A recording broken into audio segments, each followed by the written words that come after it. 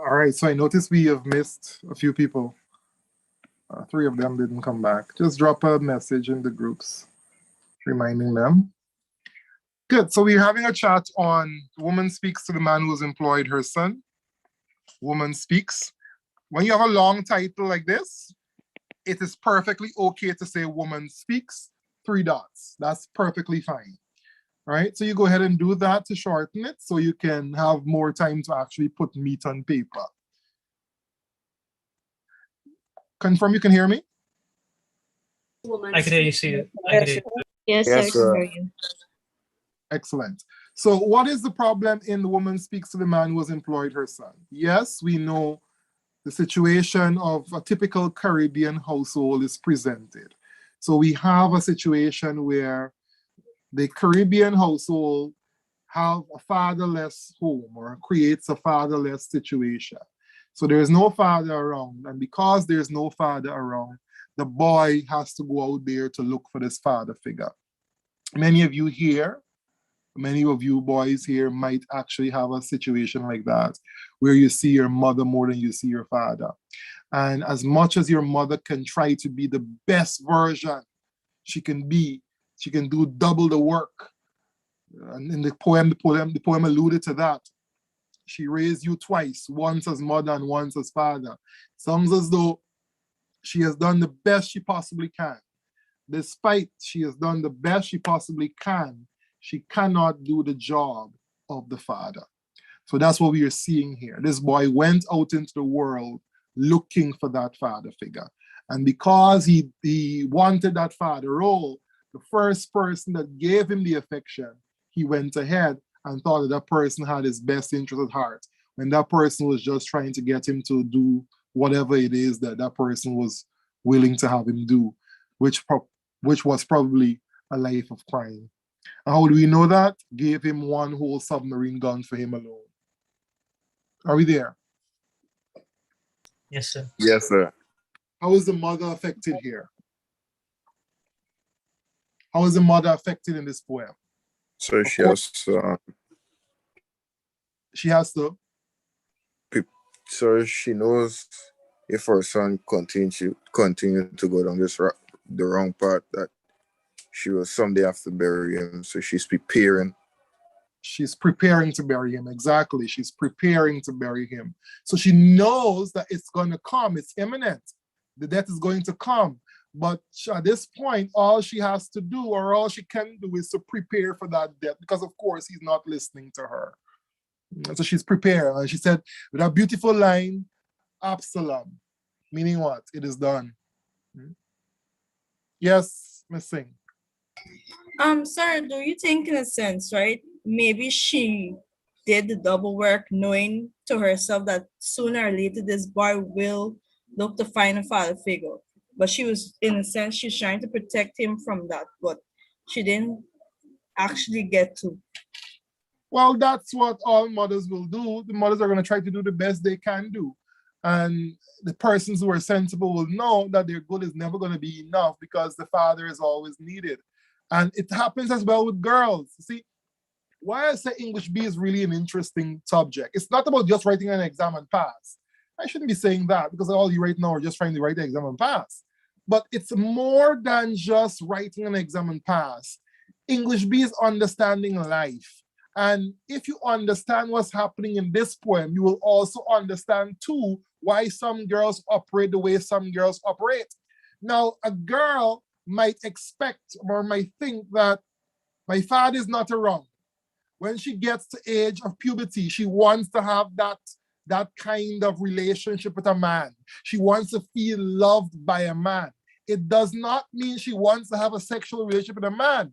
It is just natural for her to gravitate to the opposite sex when she gets to experience estrogen and all of those hormones.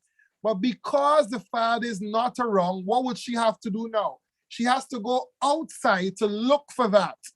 And there are some evil men out there that will make that relationship a sexual one. And because the young girl doesn't know better, the girl so desperately wants to be loved, she gets fooled. Sir, the poem also shows that she raised him as a once in a line.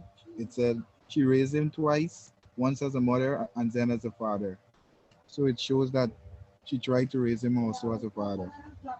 Yes, that's what we were talking about there just now. She tried, but of course her trying was not enough. That's irony, right, sir? Yeah, we can say that. She tried, but her situation was not good enough. Her attempt was not good enough. What are some devices we have here? Welcome to the person on our YouTube. Welcome. Hi. Good night. So we have a lot of biblical allusion. Lots of them. Tell me about some of them, Joel. For example, she is throwing a partner with Judas Iscariot's mother. Judas Iscariot being the person who betrayed Jesus. And also, what kind of a father would give a son hot and exploding death when he asks him for bread, which is biblical allusion to the scripture that says, if your son asks for bread, would you give him a stone? Yeah, so they're alluding to the Bible to show the effects that God or Jesus, the Jesus figure, would have on an individual that he holds as his child. So the Bible is referring to what father would give, your father would give you what? Would not give you a stone when you ask for bread. That's what essentially the Bible is saying. And then she's alluding now to that to show us what? That this figure, go on. You're going instead. Yes. Supposed to be protective. The father is supposed to be protective. The father figure is supposed to be protective. So this man that gives him hot and exploding death when he asks for bread, I see my friend is quoting it there, Jamal Thomas. Luke 11, verse 11. You can check that out and see if that's what's mentioned there. So hot and exploding death when he asks for bread is telling us what? The boy is simply going out there to look for work. And this man is capitalizing on the fact that the boy needs some sort of income, and he's making this boy work for it in a negative sense. Hot and exploding death when he asks for bread. The person who's asking what poem is this, I hope you're not writing the exam tomorrow. Good, so where are we now? Allusion, any other device you want to talk about? Irony, sir. Okay, you like irony. What is ironic? So that she had to play the role of both parent, mother and father. How is that ironic?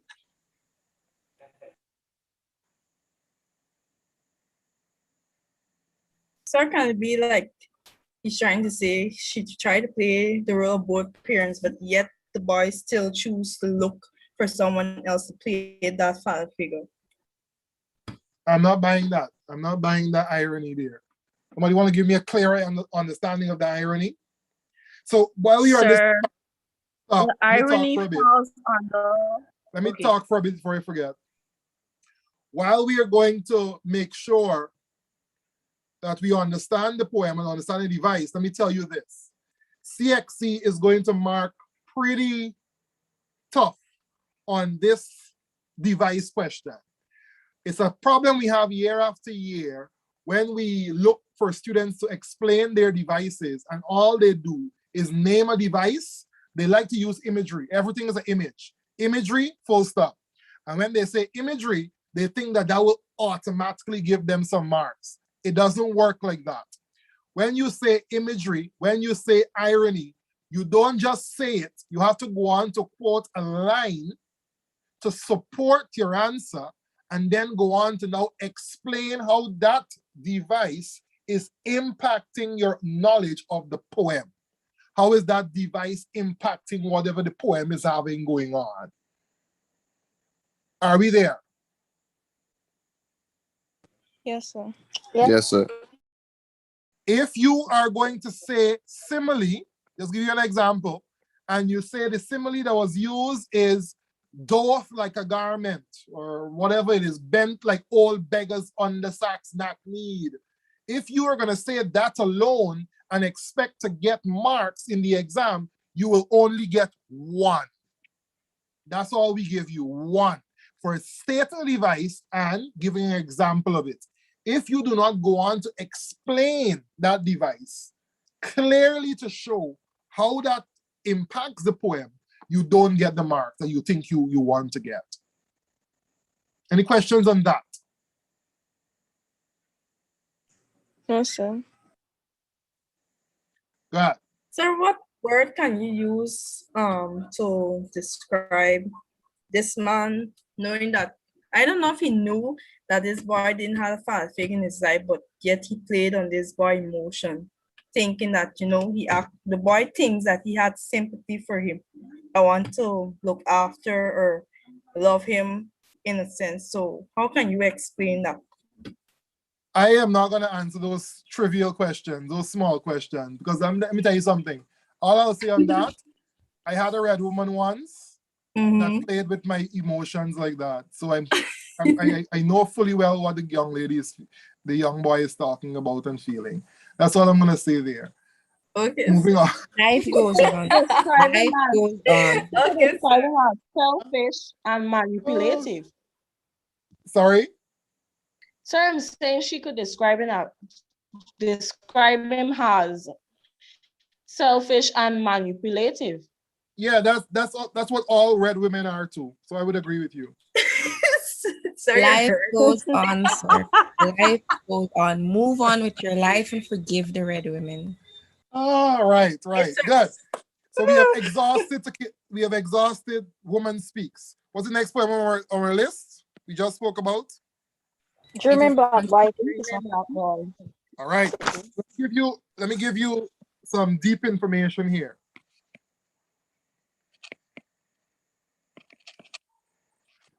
So you will have to compare this poem with another poem. Most times students will say they're going to compare it with Theme for English B. When you're comparing Dreaming Black Boy with Theme for English B, let's just be very careful. Listen to me carefully what I'm saying here. If you make a mistake and you say everything in Dreaming Black Boy and you name it Theme for English B, you will get the mark still. But if you make the mistake and say piece of Dreaming Black Boy and then piece of Theme for English B, and you really don't know the difference between the two, you will not get any marks at all. So if you're going to make a mistake, I'm not telling you to make a mistake, but I'm telling you as well, don't beat yourself up too much if you do make one, right? You will get the marks once everything is nice and straight for the single poem. So if you're going to explain Theme for English B, then everything needs to be Theme for English B. If you make a mistake and you explain Dreaming Black Boy as Theme for English B, we'll still give you the marks. But you cannot mix the two up. So what is Dreaming Black Boy about? It's a black boy that wants to what? Sir, it's a black boy that wants his teacher eyes not to pass him when he's in class. And he had this, even though he knew the answer to certain questions, he hold back because that made his confidence go down, in a sense. In a sense that the way the teacher treated him impacted how he responded. The teacher treated him far different from other students. Like he wished that this teacher would give him a high five or a hug when he scored a goal. All right, good. Fair enough. Sir, yes, Esther. The boy is longing to be accepted, and he was being discriminated because of his race mostly. Right. Anything else? So the boy wanted to be appreciated from his teacher. And yes, the boy wanted to be appreciated. But what else? He wanted to start this level. Sir, he wanted to be an educated person that will be able to travel around the world as a normal human being. Right, as a normal human being. Good. Joining Juliana. He wanted to be equally treated, even though it might not be, what to say, perfect. He wanted to be treated like the other students, and he also wanted a good education. And because he felt to himself, although he know he's smart, he felt that how his teacher treat him would hinder him in the future, because she wouldn't give him a chance to speak in class and so on, or she. Good. I'm gonna mute you guys. You gotta be succinct. Salim, tell me what's your recollection of Dreaming Black Boy? Yes, we have heard about the teacher already. We have heard about that. What else you want to add? I just remember that Dreaming Black Boy. It's his wishes for an equal society where he is not discriminated against. Yes. Good. And we see repetition of I wish, I wish. What is the importance of I wish, Juliana? Yes, sir. I think it was used because he was longing for acceptance and not to spend his entire life trying to fight for these things that a regular person should have been given. I think that it's a bit ironic too that he himself, even though he wanted these things, he was holding back. Holding back when I answer. Right. So there we have it. That's a very, very good explanation of it. So I want to ask a question. This boy wanted to be treated like a regular boy. Yes, I see Ms. James saying that. He wanted to be treated regular. But could you possibly at this time separate that blackness and that boy? At this time when this story is taking place, where this poem is written, could you separate the two? Could you separate the boy from being a normal boy and the boy from being that black boy? No, sir. You couldn't. So this boy was left now to do what? Only wish. So the wishing is an emphasis to show how badly he wanted this thing. Sarah, welcome to the party. Sarah, you hearing us?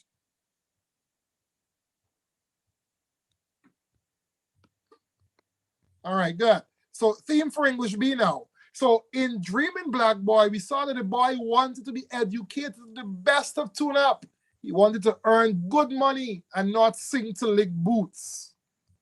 And in theme for English B now, it is as if this boy has grown up. Mind you, it's not the same story, but it is as if this boy has now grown up. And this boy is now at college. Where's the college? The college is up on the hill. So this black boy has to move now from the bottom of the ghetto, Harlem, up on this hill to where this college is located, right? As he moves up on this hill where the college is located, we see an instance where he now has to go back down when he's done with that education. It is to show us what? That no matter how high you climb academically, this black boy still has to know his place. And where was his place? Back down in the ghetto. So when he's done with school, he walks back down to get back to Harlem. It's as if subconsciously, the school is located high up. Yes, he wanted to be educated, but education was not his way out. Can you read that to me? Good night, sir. Good night, Sarah. Welcome. Sir, can it also be related to the whole society?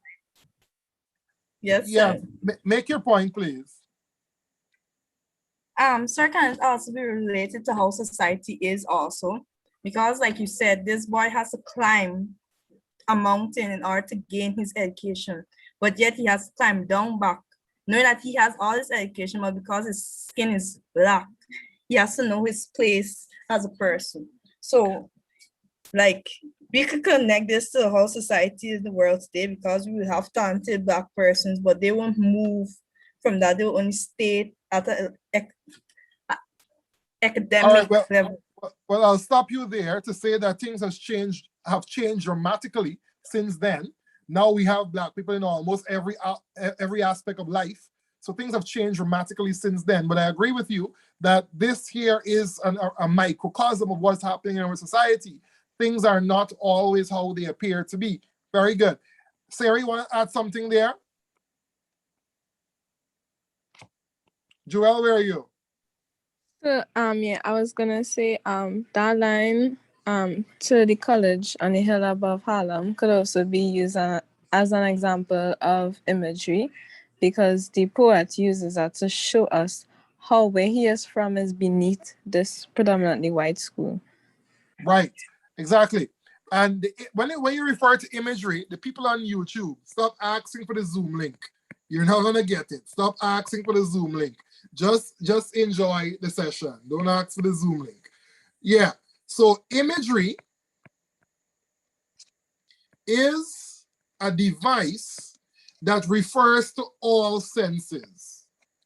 I want to throw that in because students don't often recognize this. So the senses that imagery relate to would be what? Sight, all the senses, I don't have to list them, all the senses. So oftentimes we think there's only what we see, but it's not only what we see alone, it's everything. Are we there? It's the hearing, the smell, the taste, anything. So when your poem refers to all of that, that can also be an example of imagery. Right? So in this case, we can see the up and down and so on. That will be image, right? But at the same time, it can also have other senses involved as well. Good. So what else we can take away from theme for English B? Sir, I think that what is more important is that he was just like the white man. He drink, he read, he paints, and he smokes just like them, but he was still not accepted because he was black, a black man living in the ghetto.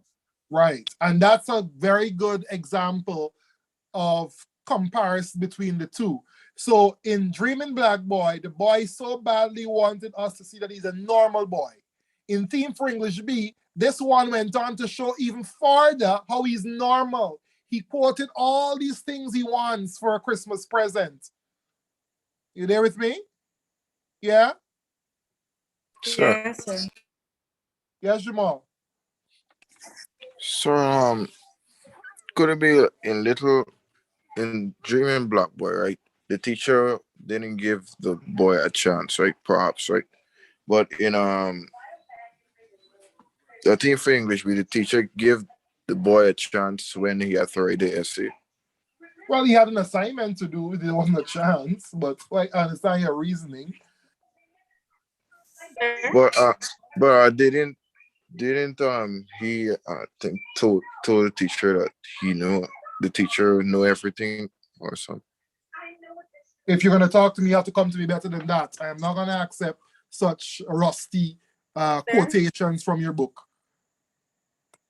Miss Natalia, let's give the others a chance. You were absent from my class for a very long time. Let me hear my students who normally come to my class. Shania, what do you have to say? Sir. Any other additions there? Sir, what would be a contrast in between the two poems? You wouldn't say it's a contrast between the two poems because you will not compare it. You wouldn't compare the poems in terms of devices, but one is a boy and one is a man. Theme for English B is a man. A man is in college, while this Dreaming Black Boy is a boy in school. What else you can say is a contrast? Yeah.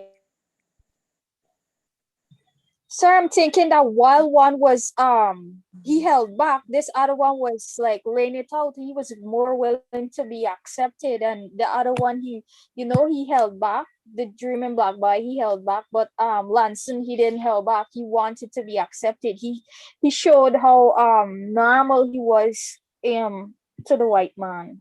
Right. I think I would use that. I'm not sure. Yeah, so I would agree with you. Dreaming Black Boy is a boy, then he's a man now. So you can understand why the boy might be so timid, but the man is so outspoken. Natalia, I've seen you put your hand up and I'm ignoring you. You'll get a chance later. So we have seen all of that, right? So we can say that we have exhausted these two poems initially. Dreaming Black Boy, we see a repetition of I wish, to show how badly he wanted it. Theme for English B, we see what? What device we're seeing there? Imagery, yes. What else?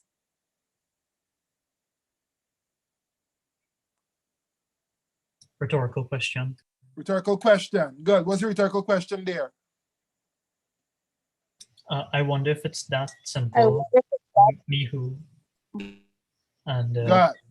And that shows you how this boy questioned the assignment. He knew that this white instructor couldn't possibly understand what he is going through. And then he ended with a beauty. You all hearing that? Yes, sir. What the hell? What is wrong with these people? Yeah. Sorry about that. Yes, so in theme for English B as well, coming down to the end, we see irony. The irony is that he said that the instructor is somewhat more free. Of course, this instructor is immensely more free than this Black college student, but because this college student is Black, he thinks that what? He's limited by that Blackness, right? Good. So that is that. We have exhausted that already. Good. So let's move on. What's the next poem on our list? My parents. Oh, it's a parents. constant image of your face. I don't want to talk about my parents. You can all check out the YouTube video on that. That's food. That's small things. We don't talk about small things. Constant Okay, so it's of your face. So yes, it is the constant image. You go ahead and write it correctly. So what are we talking about here? We are seeing Ashanti. Talk to me. Join the party.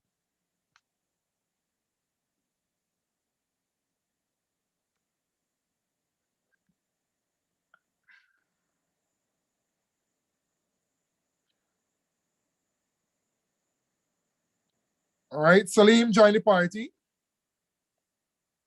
the constant image of your face is a poem that deals with a man's struggle between choosing between his homeland or a woman. Mm-hmm. Good. Zanelli, talk to me.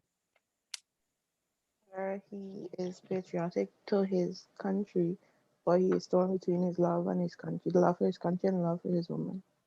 But in the end, he chooses his woman over his country. Good. So here we see a typical man.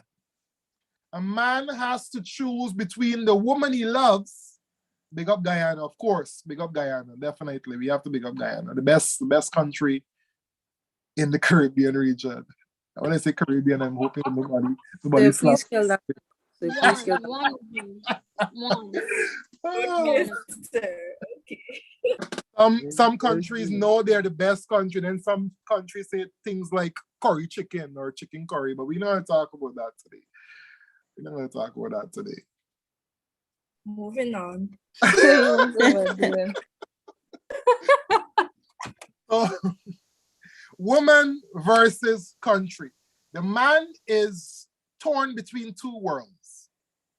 He has to choose between a woman he loves and a country he loves. And I am going to put it out there. Don't quote me on the exam tomorrow. I am going to put it out there to say what? Perhaps this woman was a red woman. And when this red woman Wow, there's looked, her. Whoa, sir. Sir, you're so hurt. when this sir. woman Sir. looked at this man's face, Let's start concern needs to heal is a part of healing. the man is saying what? It is the constant image of your face, framed in my hand as you knelt before my chair. It is as if he's saying, the reason why I did what I did is the fact that you look so damn good.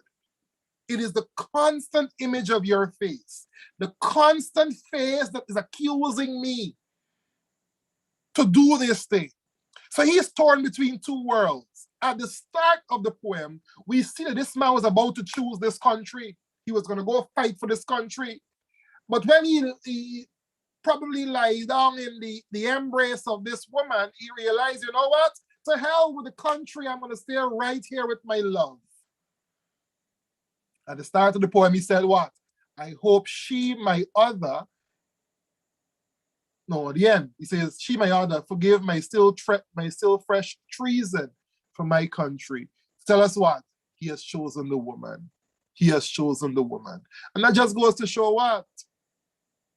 At the end of the day, when you are gonna make yourself, You choose somebody that cares about you more than a country that doesn't know anything about you.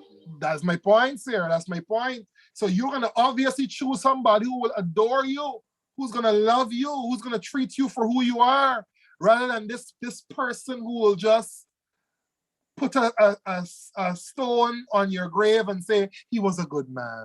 He was a good man. And as you guys go out into the world, I'm going to tell you this. Don't love any job more than you love yourself. Put yourself first. Because at the end of the day, the job will always replace you. In fact, the day might not even end and the job replaces you. So be careful, right? So choose someone that will grieve over your funeral. When this man dies, I'm sure the woman, once she's not a red woman, I'm sure she would grieve. But a red woman in other case, guys. Sir, I have something to tell you, by the way. Sir, sorry, I have something to tell you, sir.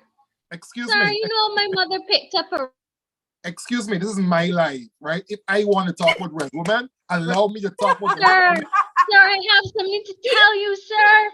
Talk you to know me, my sir. mother picked up a nice, pretty red woman at the bank, sir. She looks very nice and she seems so sweet. She looks very healthy. And when I saw the red woman, I thought about you, sir. Oh, really? I was like, this red woman seems very nice. Looks Yeah, but they often seem nice on the outside, but inside they're very, very evil. The shell is good. Yes, sir. But the inside is rotten. Sir, she seems so nice, sir. She seems like your type. Excuse me, sir. Yes. Sir, if in this poem the person chose the woman over, chose a woman over their country. Sir, if in this case, how you're giving an example that red women, sir, if this woman was just good at first, but in the end she showed a different side, sir, he had done all of that for no reason. What a thing! Yes, what a thing sir, that is be related to you. You could relate. You could relate, sir. Some time ago, I was very close to getting married. In fact, let me stop talking here. I have 313 people looking at this live and only 129 likes. Listen, I will disconnect this live if you don't all like the video. I don't need. Sir, are you feeling angst right now? Sir, are you feeling angst right now? If I feel what? Angst. He's perturbed. Perturbed. Sorry, I agree with you. I can't have a red woman again. Yeah, what was I talking about? The thing is, within society, persons don't value persons that are good to them. Honestly. Yeah, they only want it for healing. They only want it for healing themselves or comfort. So they can actually go to some. I know, sir, that you treated that red woman like royalty, sir. No doubt or question. Look at this face. Look at this dark chocolate. Stop all of this. Stop. He had sir, all it's of okay. this. Calm down. He had all of this and she refused. Anyway, back to the poem. You can't blame her. Woman, I'll put you out of my class. Push your luck. Yes, so woman speaks to the man. The consummation of your face is the conflict between a woman and a country. They're competing for the single man. But at the end of the day, the man is choosing who? The man is choosing this woman to show us what? That perhaps the man is choosing the woman because he feels more secure in the arm of the woman versus that of the country, right? So I think he was bewitched. He was bewitched. That's what women do. Sir, I think he was in love. And at the end, he was in love with two things: his country and his woman at And although he was like in a constant battle, he still had second thoughts kind of when he chose the woman. Yeah. Sir, I agree with that. I agree with that. Sir, is it in the sense that the fact that he chose a woman because he know the country will, okay, how to say it's not in an inappropriate way, but the fact that this country can't, give him that satisfaction. So the country can't love him the way the woman loves him and appreciates him. So that is why I felt, sir, he chose the woman over the country because he felt like the country couldn't give him back the love that he's giving the country. So he chose the one that loved him. Definitely. I'll agree with you. Yes, sir. What are our devices? Sir, a country can't love you, but the woman could love him. Yeah, and the woman could and give when he him mentioned World of Night, I was thinking that he was. Yes, Joel, go ahead. So you savage, right?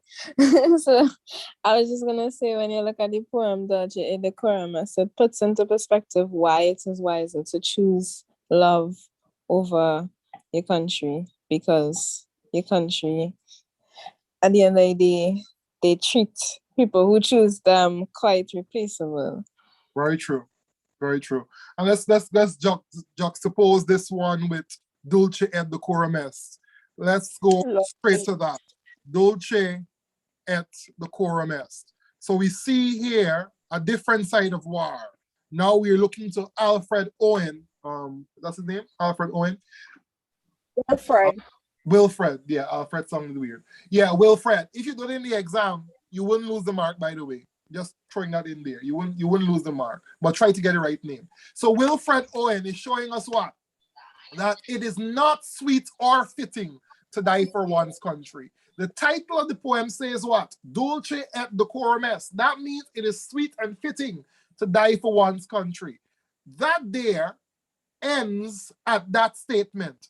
What Wilfred showed us is that there is nothing sweet or fitting to die for one's country. In fact, we see such inhumane treatment. We see gas shells dropping softly behind, and then that making him go crazy. The person died in the most obscene way.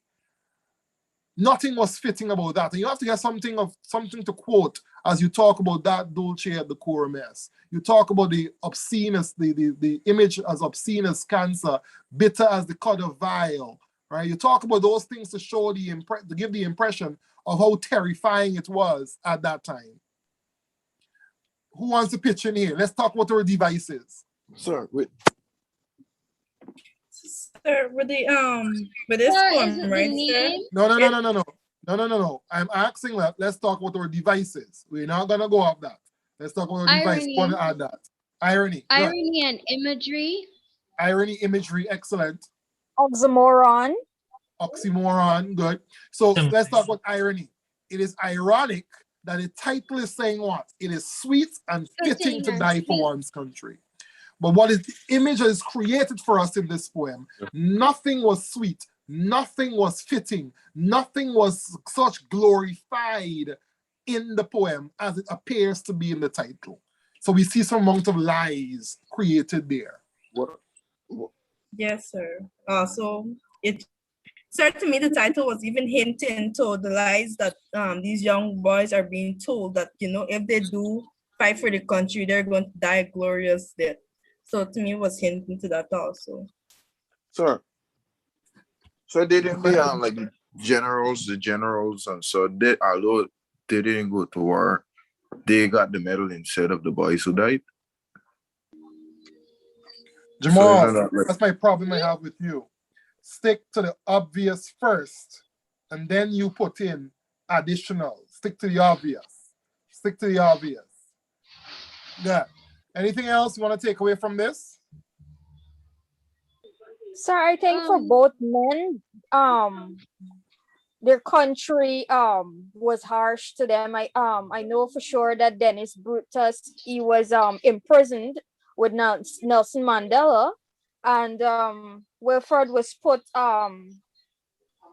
to fight the war, and they both had terrible experiences from it. I think I will use that to compare the two poems. Definitely.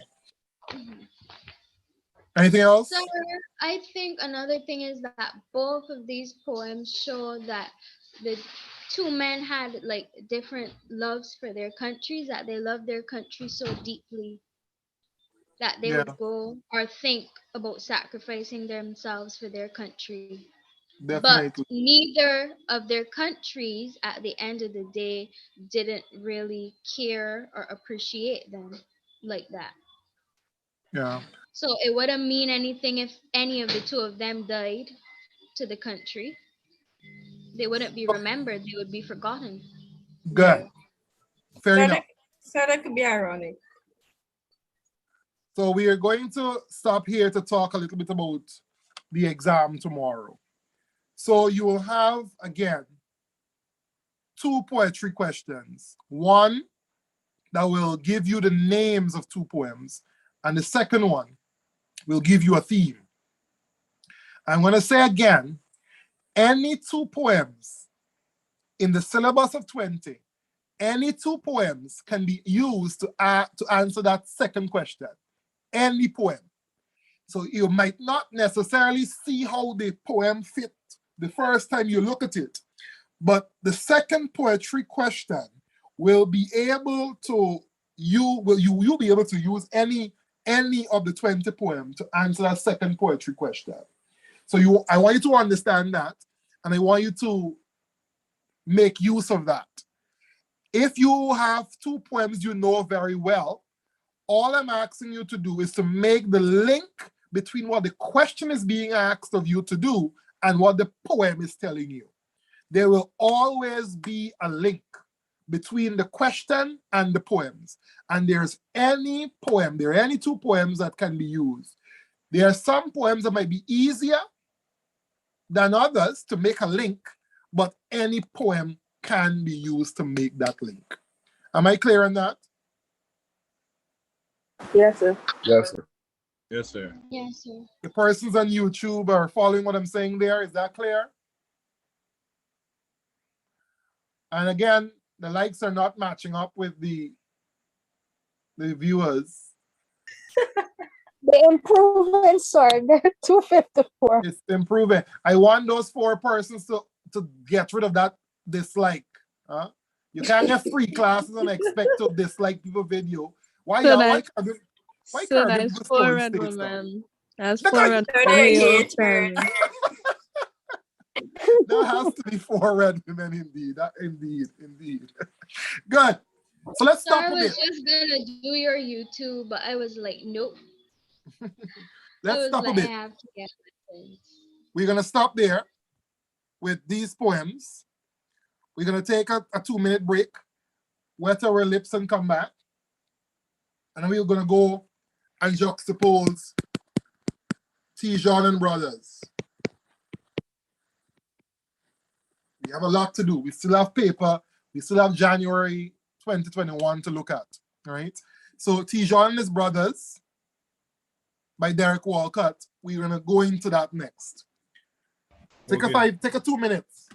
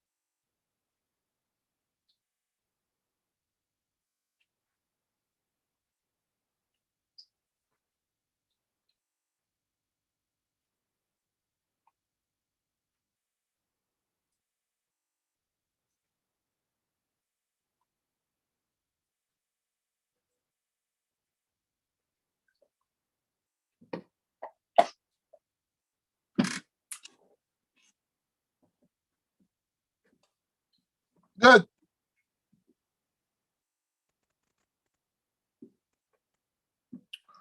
No. Tijuana and his Brother was not presented in the juxtaposition. I just used that word to move from that to this, right? So in Tijuana's Brothers, we see a story being told to us by a firefly. Or it's the frog. Frog, right? Frog, yeah. In a rainforest. Yes, frog. Zanelli, you still with us? Salim, you still with us? Yes, sir. Yes, sir. I check on my usual students, you know. Now these set that just turn up one night. Yes, sir. Show And shade. claim Yes, sir. that. Show shade. Okay. One night, the night before the exam, now you've seen all of them. Good. So talk to me. Tell me about Tijon and his brothers. Who wants to go? One person. Me.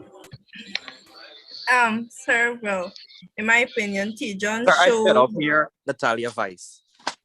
Thank you. Tijon and his I agree with you. brothers. How would I hear you saying anything. When you speaking all the time, what? Oh, hello. I'll put the two of you in the waiting room and you will sort your differences out there. All right? Good. Don't bring your school attitude to my class. We have the whole Caribbean looking on. Sorry.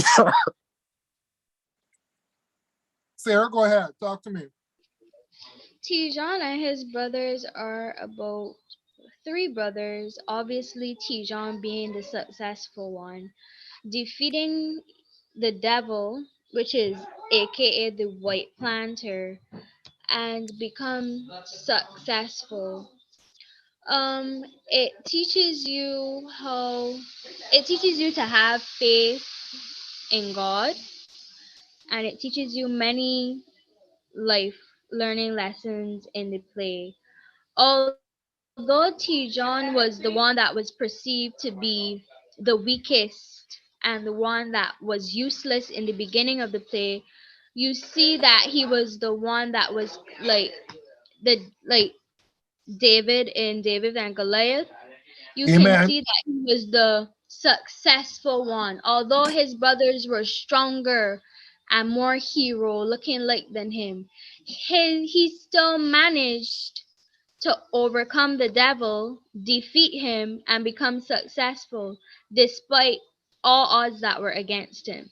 Yes. So good. It was a matter of faith and Sure. the wisdom that he actually listened to from his mother that made him successful in the end. That's where his brothers had a downfall because they were so naive, they were so narcissistic. They had narcissistic attitudes and they didn't have faith in God, that it led to the white planter destroying them because there were 3 generations. The first generations were a set of enslaved people, which is Grosjean, who relied on their strength but not really their brain. The second generation were the educated slaves by the white man, but they were only educated to a certain extent, not to the extent that they could have been defeated by the white man. And then Tijon is the third generation where they rebel and they actually defeat the devil and end the era of slavery. All right. Thank you. Good. Thanks. Jamal, you want to say quickly?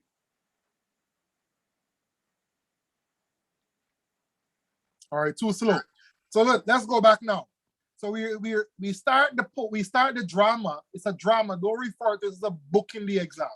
It's a drama. This drama, you want to make sure you bring out the meaning of what is happening in the drama. So we start by talking about this frog in the forest looking up and saying, look, if you look in the sky, if you look in the atmosphere, the sky, you will see a man in the moon, no, a boy. And then the story went on to show you how this boy got into the moon. The boy, they said, was Tijon. So the prologue introduces this drama as a foreshadow. Tijon and his brother is obviously a foreshadow. It tells us who the successful brother is, Tijon, and the not so successful brothers. So what we're seeing here is just that, a foreshadow of what is important.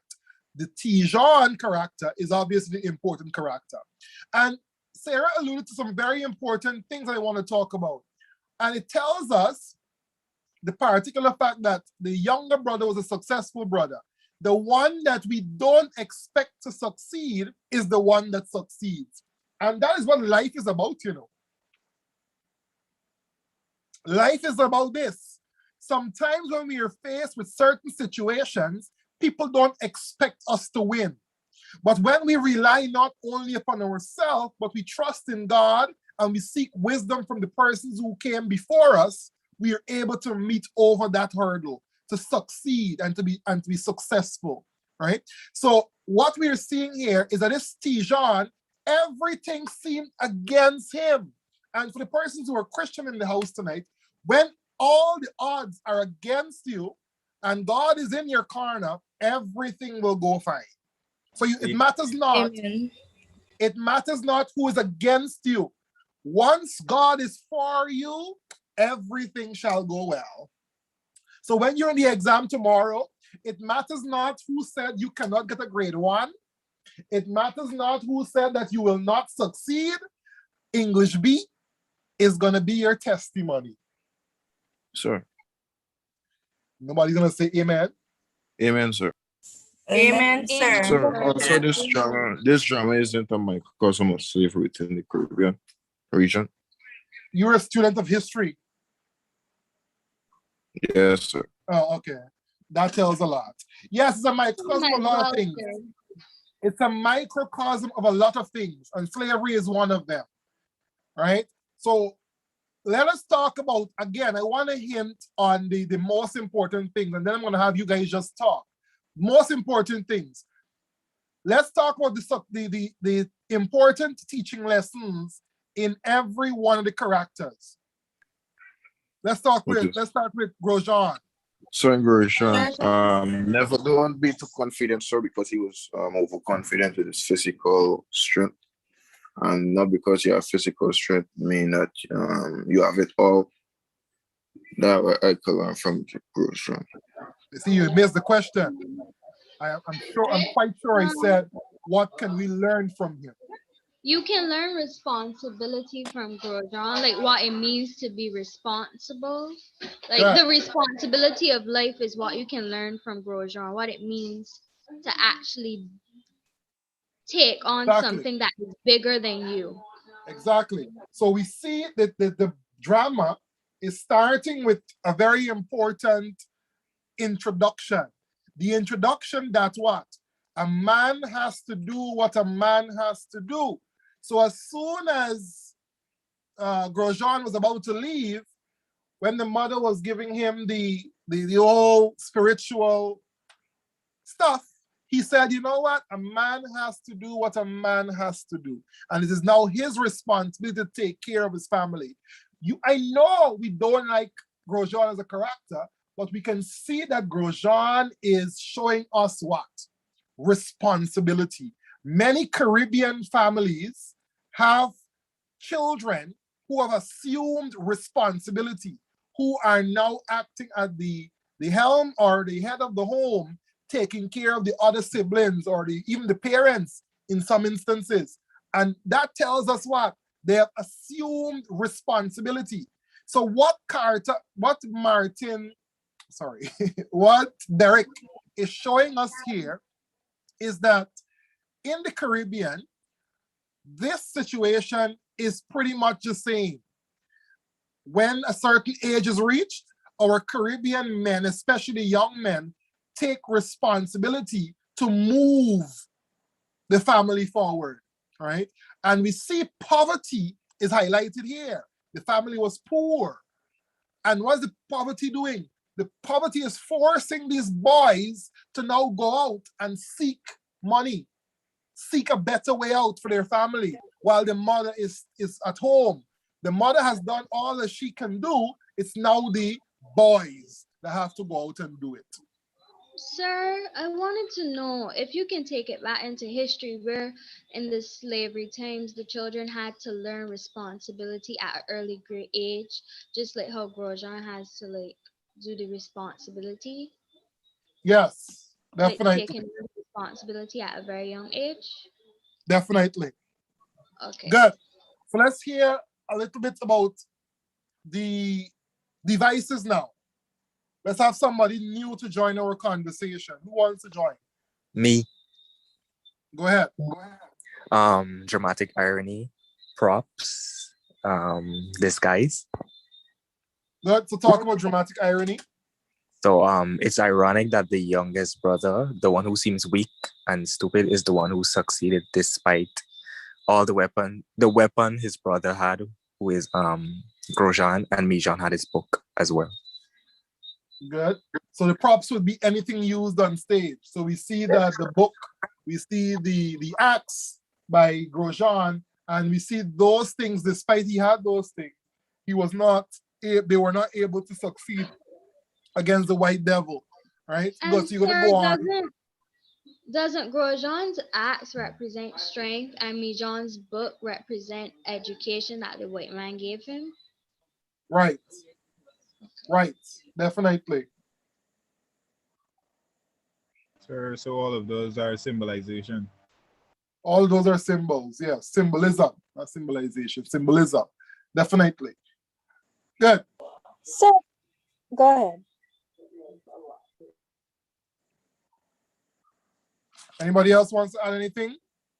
Sir? I just want to piggyback on what Mr. Banks said when he talked about the dramatic irony. I went blank. Give me a minute. Go ahead. Yeah, it happens. Sir? Yeah, go ahead.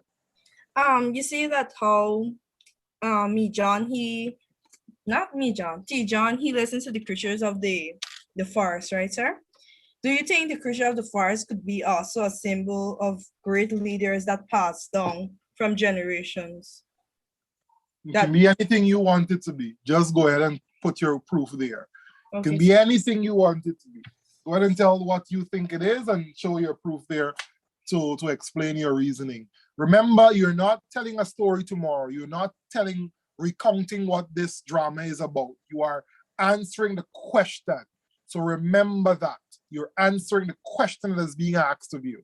All right? Good. So let's switch focus now to the Tempest. So Joel and Salim, lead us in this. Go ahead. Who first, me or Salim?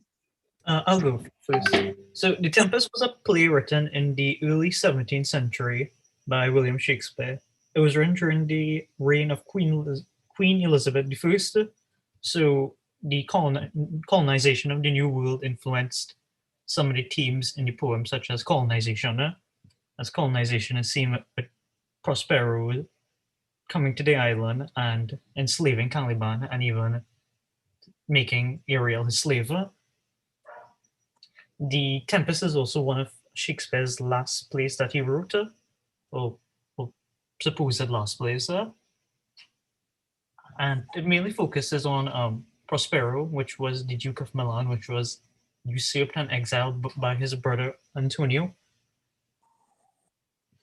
And he had a daughter, Miranda, who was 3 years old. And the events of The Tempest is Prospero's plan to regain his title as Duke of Milan and bring his have his daughter have a regular life again. Yeah, good. Go ahead, Joel. Yes, so basically everything that he said, that's the basic storyline. And the main plot of the play itself is Prospero using his power and his magic to kind of create this game in which everybody else are pawns, and he is trying to get to this end goal of seeking revenge and getting back his rightful place as Duke of Milan. Yeah, definitely. So the entire thing, we must understand the word tempest is a stormy sea. And this stormy sea is coming as a result of Prospero's manipulation. And what is the strength of his powers? The strength of the power is the book, the magic books. And those magic books would be examples of props. right? And those books are what is used to get the brother who, in his idea, robbed him of the dukeship or dukedom, whatever you call it. Dukeship, I think, yeah. And he now wants the brother to give him back what is rightfully his. And how he's doing that, he's manipulating to get this brother on this island with everyone else, to get his daughter to fall in love with a man, to experience someone else other than what she is used to there, and to have some degree of normalcy in her life, right?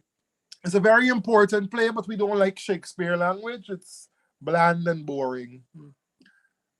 At least to me it is. Sir, I would have liked to learn it, but another class was doing the Tempest, and I only got to do short stories. So I would have liked to learn it. So tell me about some devices here. So we have a lot of symbolism, and yeah, we have symbolism. We have the symbolism of the Tempest itself, the symbolism of the game of chess, and the symbolism of the magic books and cloak. Yep. And talk to us about the importance of these things. For example, the books. Let's go with that. The books and the magic cloak are symbolic of Prospero's power, which is an important theme in the play itself. And let's just stop. Let's stop there for a bit.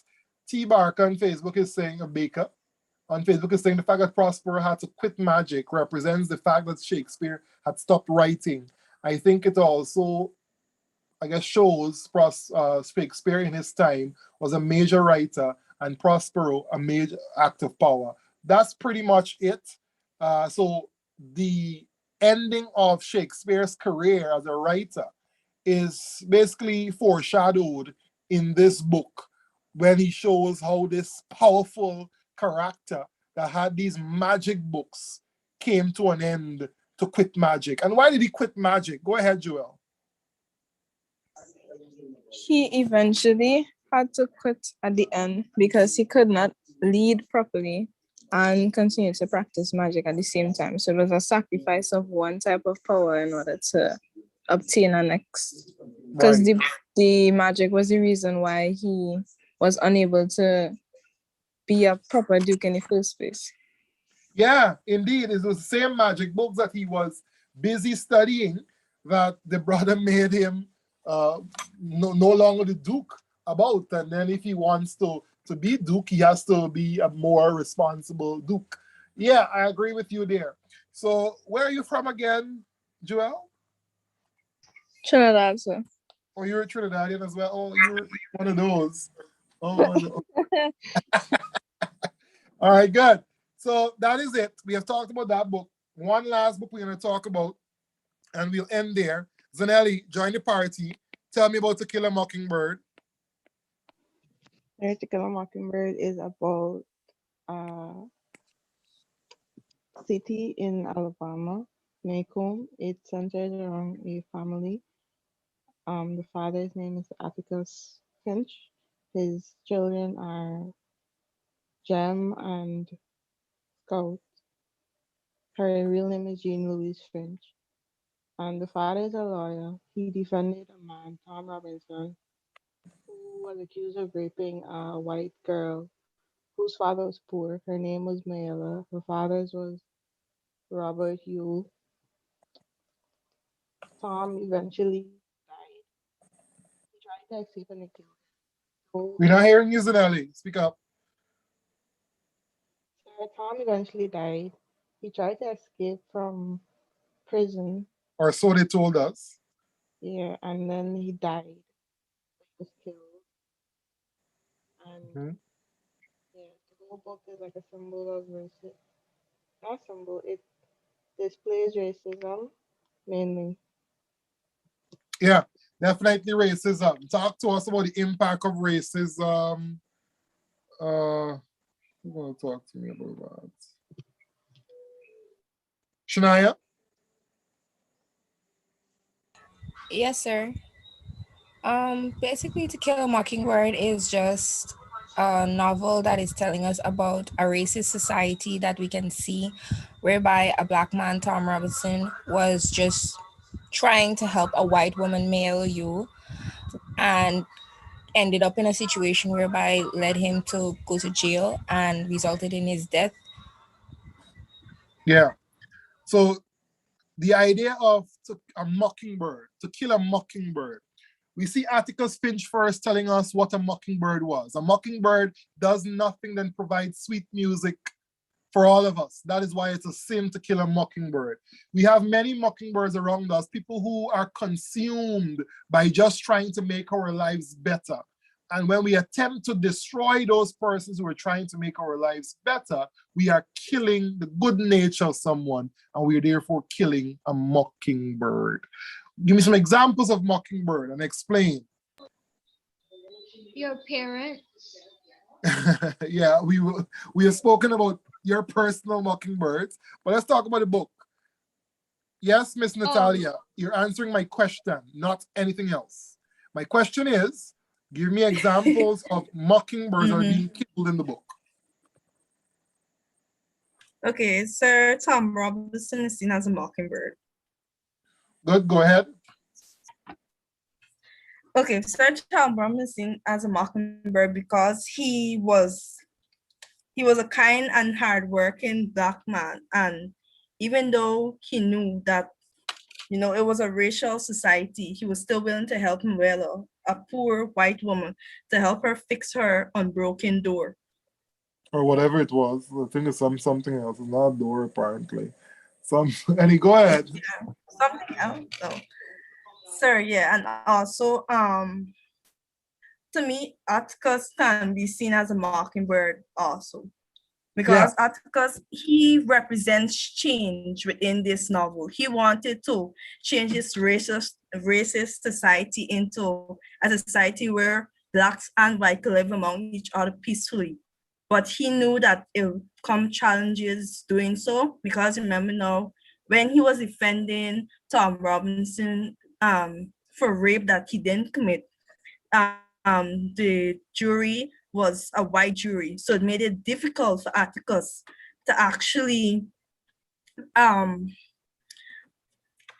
hope. But he still had hope in the end that if it went further, it could probably be a win-win for Tom Robinson. But at the end of the day, he had doubt within himself that maybe he couldn't have won this, because at the end, they were still a racial society. All right, good. So what we're seeing here is racism, deeply rooted in this Makeup Alabama. Despite the fact that Tom Robinson had a broken or a damaged arm and was unable to actually commit this crime, he was still accused of the crime and he was still convicted of the crime. So despite the fact that he is this outstanding black person, the society that he lived in still blame him because what? He's a black man and his only crime was to be accused of rape. So he must have been guilty because he's accused of it. And the white man is never wrong. So what are we seeing here? Despite this man is the lowest of the lows of whites, he was always still believed over this black man, this outstanding black man. All right. So we see that racism there. Racism is winning. Also with the girl that claimed rape, she really didn't want, she wanted to tell the truth, but her father forced her not to, and that's kind of sad because deep down she knew that she was lying, but her father stopped her from doing it. But I believe if her father wasn't there, she would have told the truth. I agree. Now let me tell you something. This girl, as much as we want to hate her, and Sir, can't she be a mockingbird as well? I was now going to ask. I disagree with her. Not a mockingbird. I don't like she. She's kind of like a mockingbird because she never had bad intentions towards the black man. Yeah, but her father kept on hurting her, harming her. So he really liked him. I feel like if you If she look at the definition we have of a mockingbird, she can't be considered one because a mockingbird does no harm, but she does a lot of harm. Whether it's Yes, true. intentional or not, she does. She Whether- inflicts yes, pain but But of sir, course. she also watched the mere fact that she was interested in Tom Robinson, sir, that gave us hope that there could be a change in the future, sir. Sir, doesn't that make her kind of good in a way? Yes, it No. makes her good. It makes her good. And Sir, that's it's how we're 50-50. seeing. It's So 50-50. I think Fair she's enough. longing for affection, so it doesn't matter where she got it from because she never received it from her parents. She mistaken courtesy for love, which happens a lot. That happens a lot. When I pass until I read woman on the road. Oh, I God, And sir. the black man did That is not crazy. like the woman like that. He just wanted to be kind towards her. Yeah. But she Yeah. misread it and pushed herself on him as usual, as what a white woman would do. And then she get the man in trouble.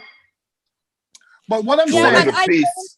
Then also it could be added that how the fact that, you know, her white abusive father did so many things to the point he raped her could be a sign that, you know, she thought all white men would be like this.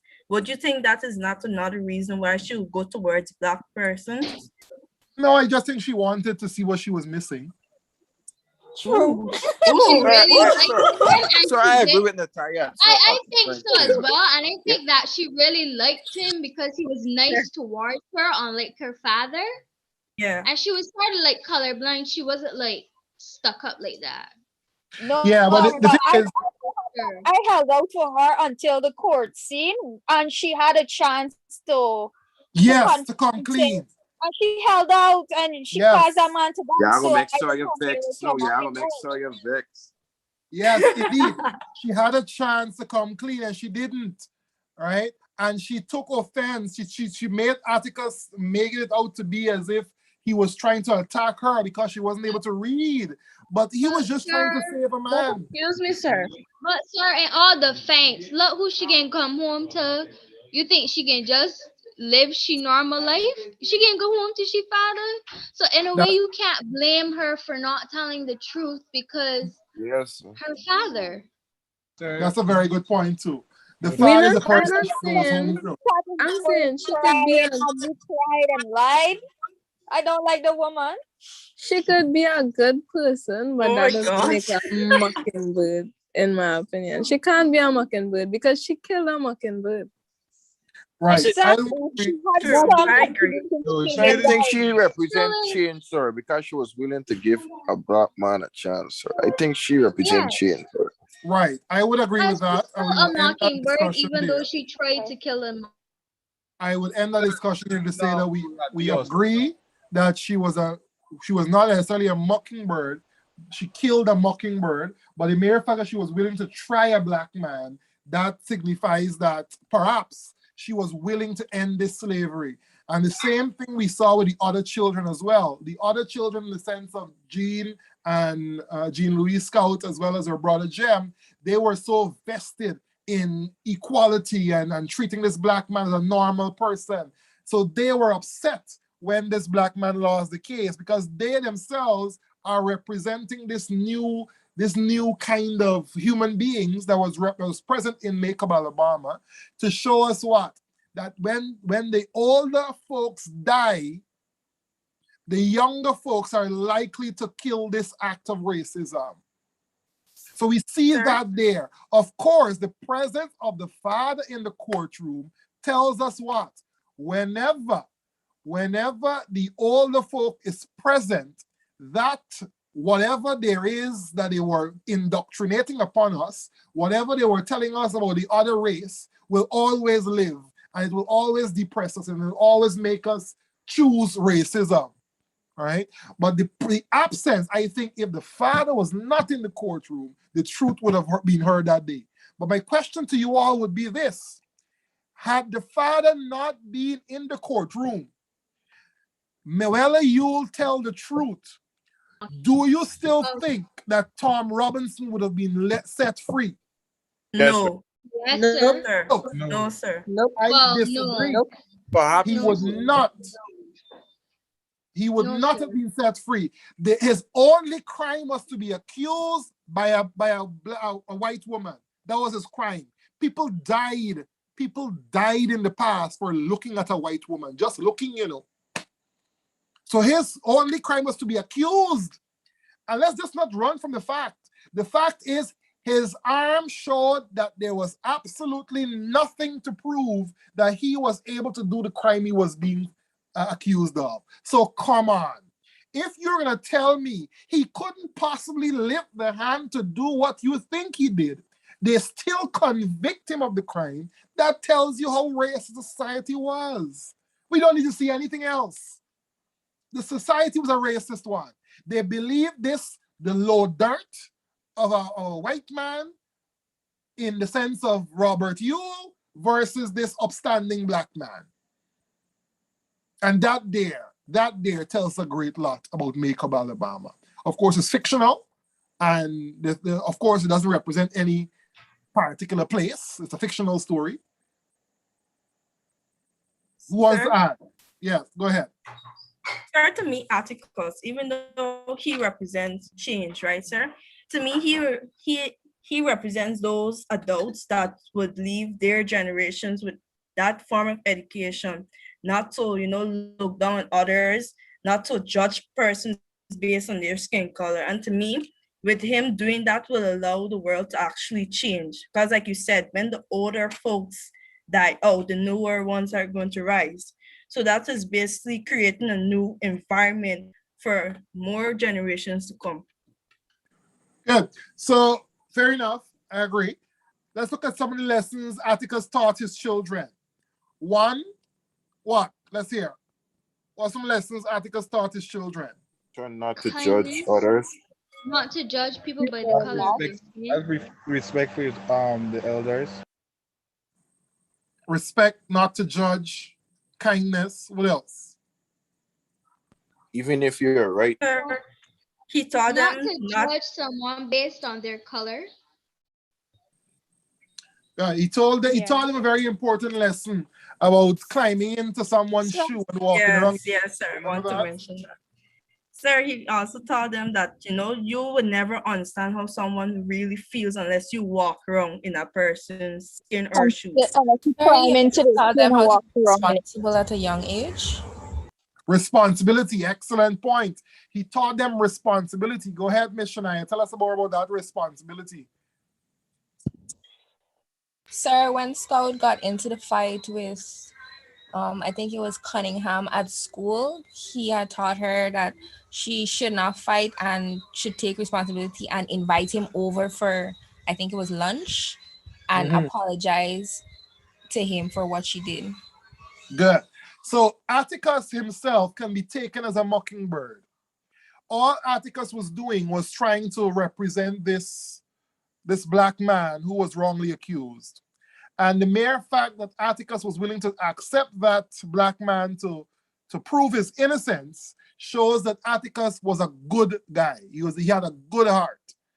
Then they had the white folks, particularly Robert Ewell, who attempted to manipulate Atticus Finch into not representing this black man. So it appears as if when Atticus took on this case, he was agreeing to destroy his own family because we had different people calling his children as well as himself nigger lovers. And because they were called nigger lovers, that tells us what? They were in bed with this, well, metaphorically, in bed with this black man, and that was unspeakable. How dare this white man to represent this black man? Nigger lover, he must be a nigger lover. And that nigger lover phrase was so harsh in that book. I hope somebody reports this YouTube video. Who wants to add anything there? Are you black? Sir, the lesson with John and the Bruce when he held them responsible for their actions because he had to read to her until she died. James. Very good point. Even though Miss DeBose DeBose, or whatever her name was no saint, she was a little terrible too. I think she actually insulted Atticus. Atticus still led them to, or taught them, responsibility. He had to accept that that's not how you treat an adult. And he had to do what? He had to go on to read to her every day until she died. Sir, responsibility. Sir, also in the end, Atticus was also responsible in a way whereby when Jem and Scott were coming back from the play from school and Jem got hurt, and the officer came to the home of Atticus and told him that Mr. Yule had a knife in his body, and Atticus went right away to think that, oh, they have to get up a court case and everything, because he assumed that his son was the person that stabbed Mr. Yule. Mm-hmm. And again, he was willing to do what? To even lay down his son to face the full force of the law, because that's the person he was. He taught them grave responsibility. Are we there? Yes, sir. Yes, sir. Yes, sir. Excellent. So To Kill a Mockingbird, we see irony. We see irony like we have never seen irony before. It is grossly ironic that a black man who couldn't possibly commit a crime was convicted of this crime, despite all the evidence showed otherwise. He couldn't have possibly do it because he didn't have the hand to do it. The limb wasn't working. If the limb couldn't work, he couldn't do the crime. But what? He was still convicted. Go on. Question is, what's the point? No offense. What's the point of fighting if you know that you're gonna lose based on the color of your skin? Because look at it. They were planning on putting him guilty anyways. There was no ifs or ands or buts about it. No matter what happened, they just did not care. The fact that the white woman screamed out rape was enough for them. Even though he might not have done it, it was enough. Yeah. And that tells you the society they were dealing with. But can you really blame them? Can you blame them? You see, if you understand slavery had a lot to do with the white man insecurities, you know. But we don't want to talk about that tonight because y'all not ready for that. Says who? Says you, true, but don't want to be blocked. So yes, so I'm saying, You're ready for this. this tea will be so sweet. So I'm telling you this, the racist society of Macomb, Alabama was not ready to free a black man. That's why I do not believe that Tom Robinson was trying to escape and they shot him. I am saying perhaps they executed him. How dare him be accused of raping a black woman, a white woman? How dare him? Sir? Sir, within the novel, right? Sir, within the novel, right? Can Atlas be seen also as a person who wanted to teach his children values? Like in the sense of he wanted them to understand that it's okay to value all people, even if they're different from you. Because like you said, and other persons mentioned within the lesson, that he was willing to even put his son out. He also disciplined Scout. He allowed even a black woman, Katharina, the maid, to actually discipline his children when they were wrong. Like he was teaching them how. Definitely. We said that several times already. To be honest. Yeah. Boo Radley was also Mockingbird. Definitely. Boo Radley was also Mockingbird. Talk to us about Boo Radley as a Mockingbird. Yes, sir. Boo Radley was treated as an outcast from his own type of people. And he was also given the name Boo, which symbolize like a ghost or an outcast or relating to death. So so they called him Boo in the sense that they did not know so much about him, but they did not realize that Perhaps the reason why Boo was the way Boo was is the fact that his father ruined him. The father locked him up in a tight space for a long time. Of course, I would send anybody mad.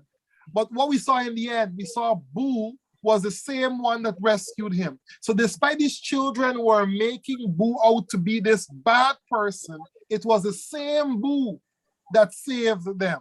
It was the same Boo that came out and rescued them in the attack of Bobby Yule or Robert Yule. Right? So yes, Boo is also a mockingbird. Yes, sir. Sir, I think in a way he freed Mayla when he killed that man, her father Robert. Definitely. So I just think that it's kind of sad that such a sweet, kind black man was being dealt that kind of card, even though he didn't deserve it.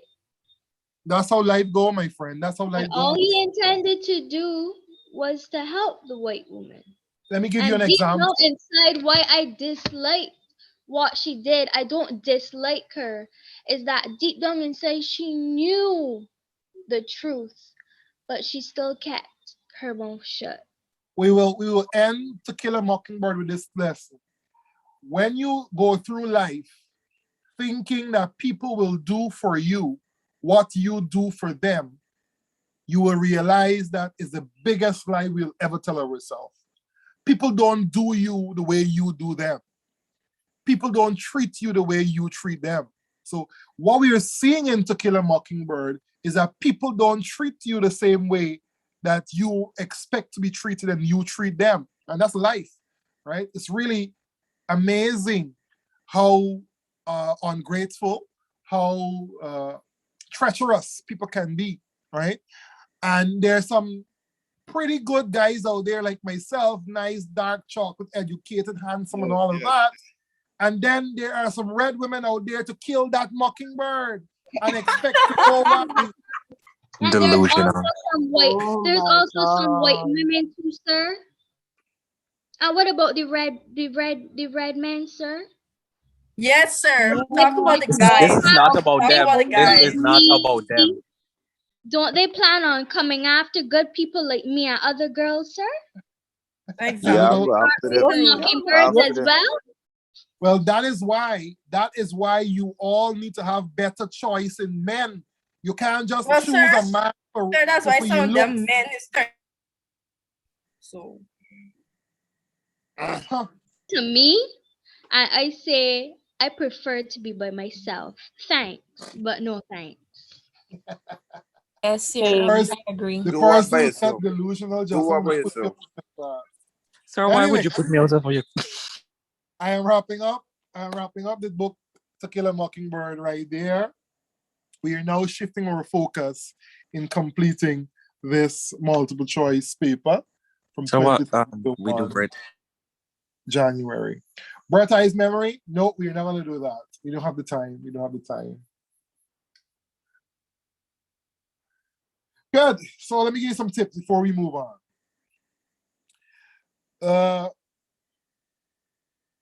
In your exam tomorrow, you have 3 questions that you have to answer, 3 essays.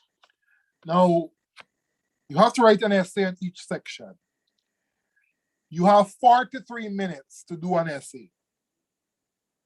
43 minutes to do an essay. If you answer the essay in 43 minutes, you will have enough time to finish the entire exam. Do the essay that you don't like the most first. So let's say you have a difficulty with prose, answer your prose essay first. Then do the next one that you like the best. So if you like stories or if you like poems the best, go ahead and do your poem question next. So you give yourself a chance to finish the one you don't like, and then you get a chance to wrap it up with the ones that you really like, right? So go ahead and have fun with the exam tomorrow. I know you guys have studied. I know you guys have worked hard. Go ahead and make yourselves very proud. All right. Let's go on to look at the paper now.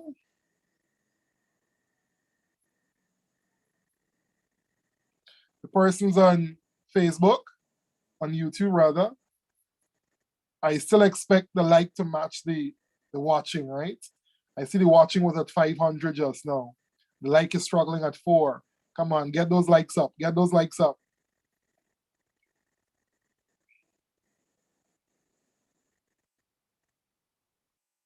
Any question, guys? Anything bothering you that you want me to talk about quickly?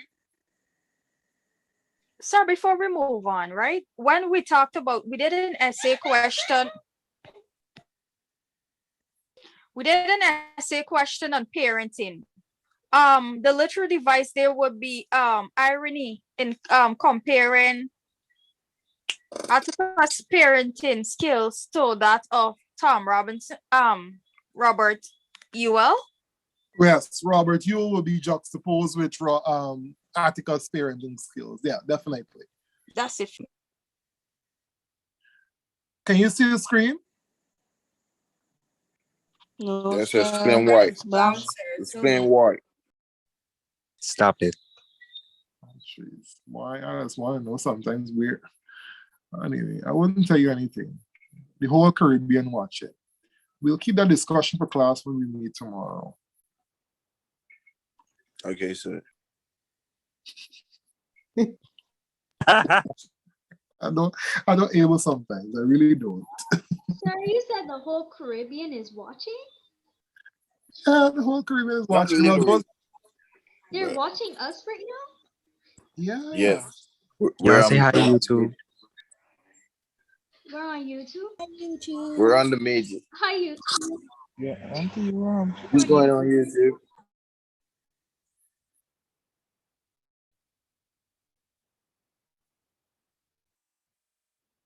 So we're gonna walk through the paper.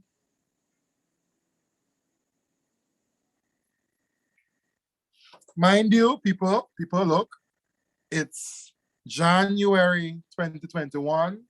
I am too good looking to go to jail. Don't go telling anybody that I have the paper.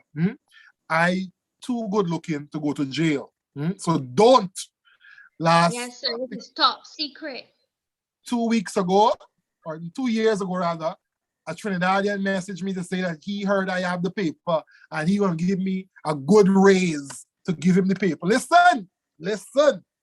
Don't scandal my name. Don't scandal my name. Bribery. I want, sir. On my mother's life, sir. I want. All right, good. So this is your paper. So your paper is gonna look something like this tomorrow. All right? You put in your details, yada, yada, yada, that boring stuff, and then you get into the business. You have 3 sections. You're answering one question in each section. So 3 essays total. You choose Derek Walcott or you choose Shakespeare. Section B, you choose one poem versus the other poem, or the one poem question versus the other poem question. Good. Then we have the final section, the prose section. This is a difficult one. You have to choose to answer the novel, which will be Bright Eyes Memory versus To Kill a Mockingbird. Then you have the short stories. It doesn't matter which you choose. You have 3 options there, but you still have to answer one question. So don't go choosing 3. Don't answer 3 questions in that section. One question in that section. One question in each section. Wow. I blinked and the likes turned to 555. That's good. Impressive. How amazing. Yeah. Any questions on that?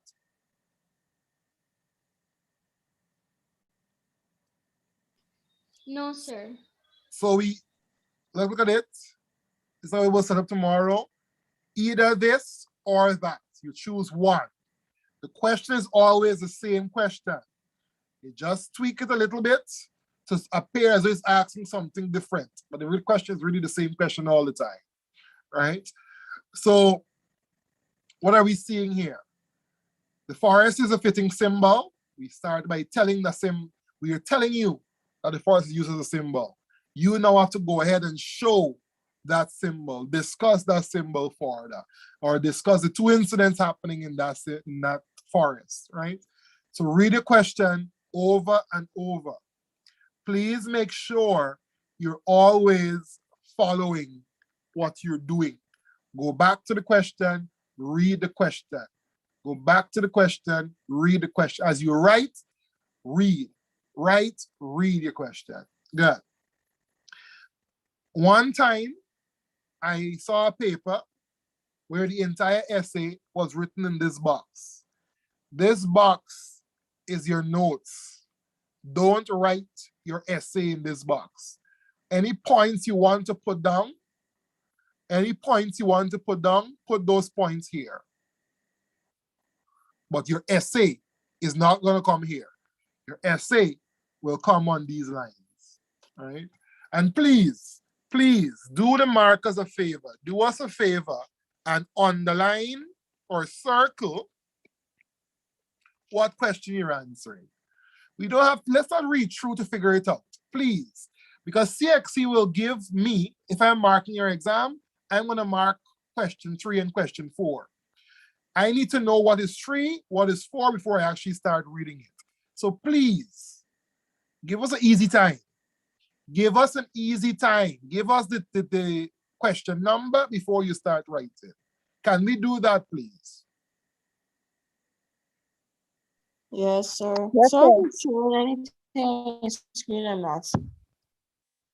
I'm sharing my screen, but it's only you. So come out and come in back. Good.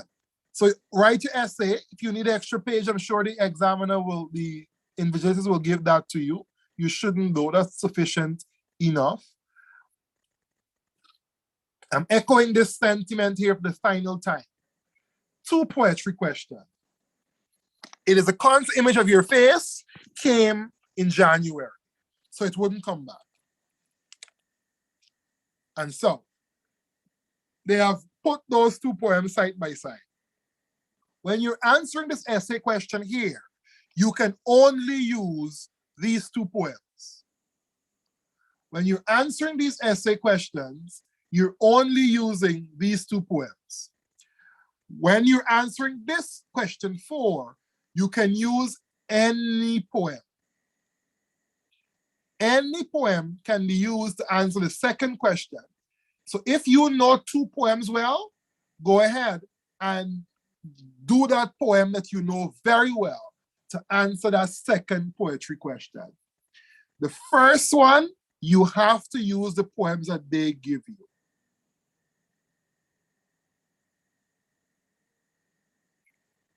Are we there?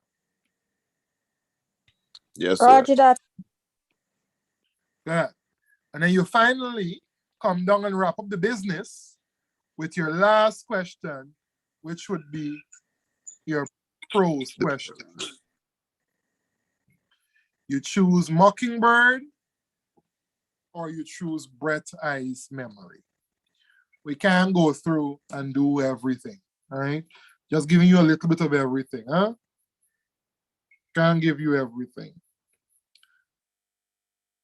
We're just gonna run through some multiple choice now. I'm not sure how good the image is here for this paper. I just happen to get it. If anybody discuss the answers, we can't discuss the answers there, you know. The answers are the same things we have spoken about when we have answered the questions. When we spoke about the book and so on, the same answers. All right, let's do that. Let's do a few. So the questions are going to be the same. Let's go back. Y'all lucky, sorry for y'all. I have a test tomorrow. I haven't studied for it as yet, you know. Y'all lucky like y'all. Sir, you like us? You probably love us, sir. I like my English B class. I like the people who actually come to my class, you know, the persons who are here with me all the time. Having fun. Why you gotta be so shady? Am I included? Who are you? Sir, thank you for that compliment.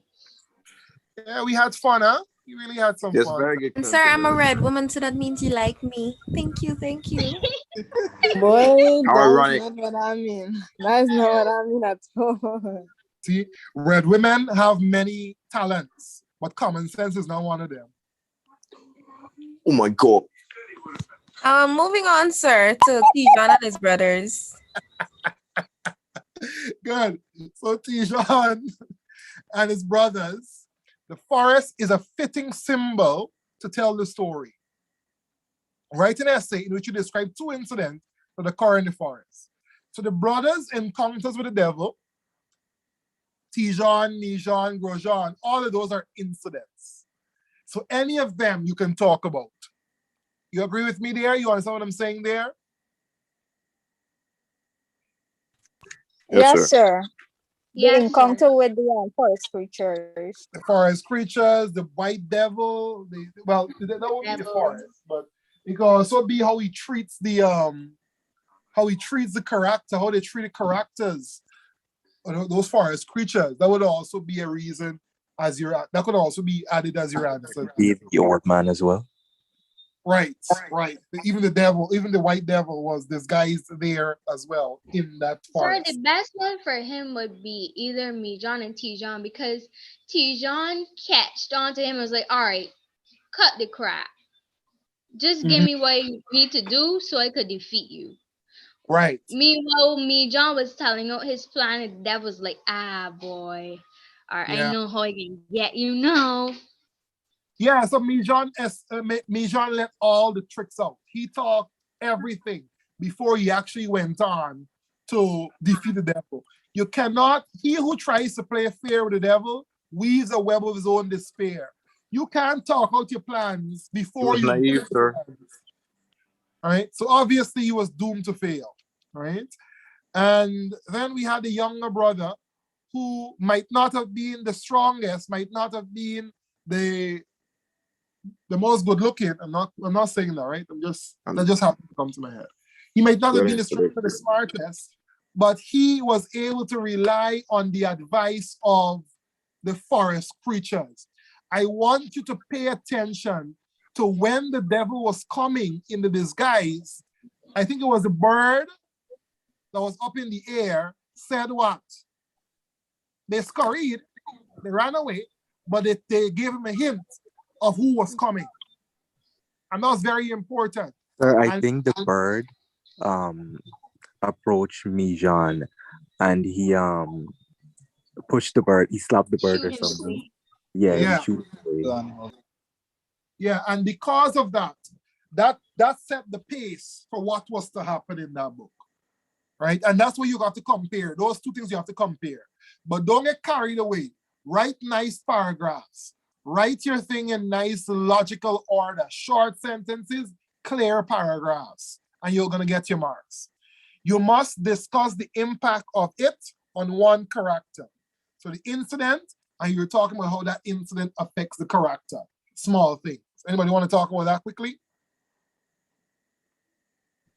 So, like, for me, John, like how you were discussing how he shoot away the bird, if he was a bit kinder towards the animals, that would have led him to be more successful and actually discover the devil, like how Tijan did, and not tell out his plans that he could have been the brother that was successful. Exactly. But instead, he was so focused on not listening to his mother's advice, or like saw the animals as belittled and stupid and I'm wiser than you, that it led him to his own despair with the devil. It led him for his soul to be taken by the devil due to his lack of kindness and his lack of not listening. Sir, even though he had a lot of knowledge, he still didn't use a lot of common sense. Right, and Yeah, that's that what is true. It is true. And that's ironic. And he used zero faith, because he was like, I guess I believe in God, or so my mother tries to teach me. Well, that's So, what happens when you have remember too when much. he said if he sees the devil, he would know if God is real? I was like, you guess you believe in God? Well, that's All what right, I happens. can tell that you're gonna be eating right now. That's what happens when we become too smart. We become too overly confident. We become too arrogant. So that's why I'm saying again, it's not good to be too smart. Yes, you have to be a little smart, but you have to. When you do that, you question things, and that can lead to your own downfall. Sir, So I would rather be smart with the Bible and faith in God than book smarts any day. I'm preach sorry. it, preach it, preach it. God is able to do everything. Even get a grade 1 tomorrow. At the end of the day, life is short, and at the end of the day, you still have to die. You still have judgment day. You still So have to see God. then the last part of that was asking us to do the symbolism as a device. And there's asking you to show how symbolism is used in the forest. So remember the symbol here of the forest is talking about who? They're talking about the Caribbean society and how these different aspects of the Caribbean society can be brought out in the act of, or the sense of these individuals in the drama. So talk about how the Caribbean is used as a symbol here. Zanelli, you want to talk about that for me? Salim, you still with us? Yes, sir. Symbolism of the Caribbean. Oh, the forest is used as the symbolism for the Caribbean, and the brothers are the different types of slaves in the Caribbean. The devil or the planter, Papa Boyce, he is the slave master. Yeah. And the Bolam, when he was given life, that represents the birth of the Caribbean after slavery. Good. And you will expound on that in your exam, right? Good. Let's go on to this question here, this final question here. To Kill a Mockingbird. So, want to read that question for me? Prejudice is a prominent prominent thing. theme In To Kill a Mockingbird, write an essay in which you describe one example of prejudice Boo Radley experiences and one example of prejudice Tom Robinson experiences. You must also discuss how one of the examples of prejudice impacts one another character. Finally, you must examine one technique the writer uses to explore the theme of prejudice. Let me tell you, the only thing I need to talk about here, we have talked about everything else already. The only thing I need to talk about here is this here. The same device we spoke about, the same irony, is the same device you use here. All you do is tweak your device to answer the question of prejudice. The dramatic irony you talked about earlier, or the irony you spoke about earlier, all you do here is tweak that irony question to show how prejudice is impacted or is brought out in this book. Yes, Joel? So you see how Tom Robinson experienced racial prejudice. What is the type of prejudice you would say Boo Radley experienced? How do we name that prejudice? I think we spoke about this one before, didn't we? Isn't that social prejudice? Social, right. Okay, thank you. We spoke about that one before. Social, they judged him so badly because they didn't know him, because he didn't socialize the way they socialized, right? So because Boo was what Boo was, they judged him for that. And at the end, what we saw is that same Boo Radley was the one who was successful at saving the children. Despite that mockingbird that was killed there, he was still able to do what he's supposed to do, rise above that prejudice and go on to save the children.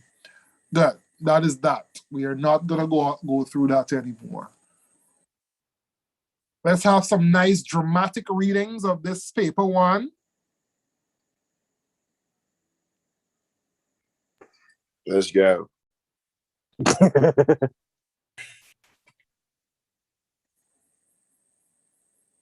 I hope some of y'all bathe on this live, you know. I hope y'all bathe. Sir, if you don't bathe, sir, are you reflecting? Are you Sir, have you taken a bath? Sir, even my dog bathes. Sir, have you taken a bath?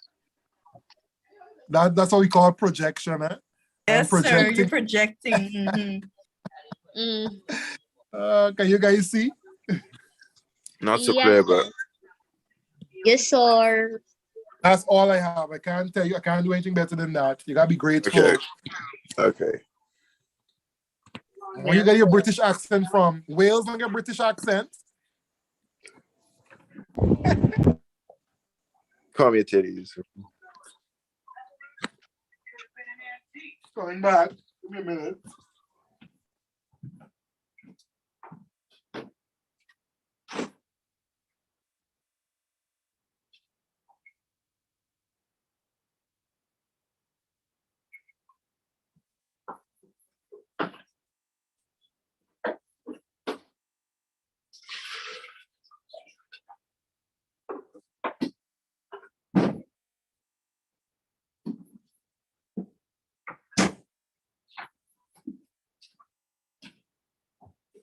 All right, who's gonna be the narrator? Me. All right. Who's I'll be the going mayor. to be mayor? I'll be it. Okay, there's a lot of reading. You can handle that. Of course. Okay, so you say. We don't want to see you struggle in front of the entire Caribbean, you know. It's only 690 persons watching. Sir, That's what my cousin. if you don't stop, my heart will. Who's gonna be Smith?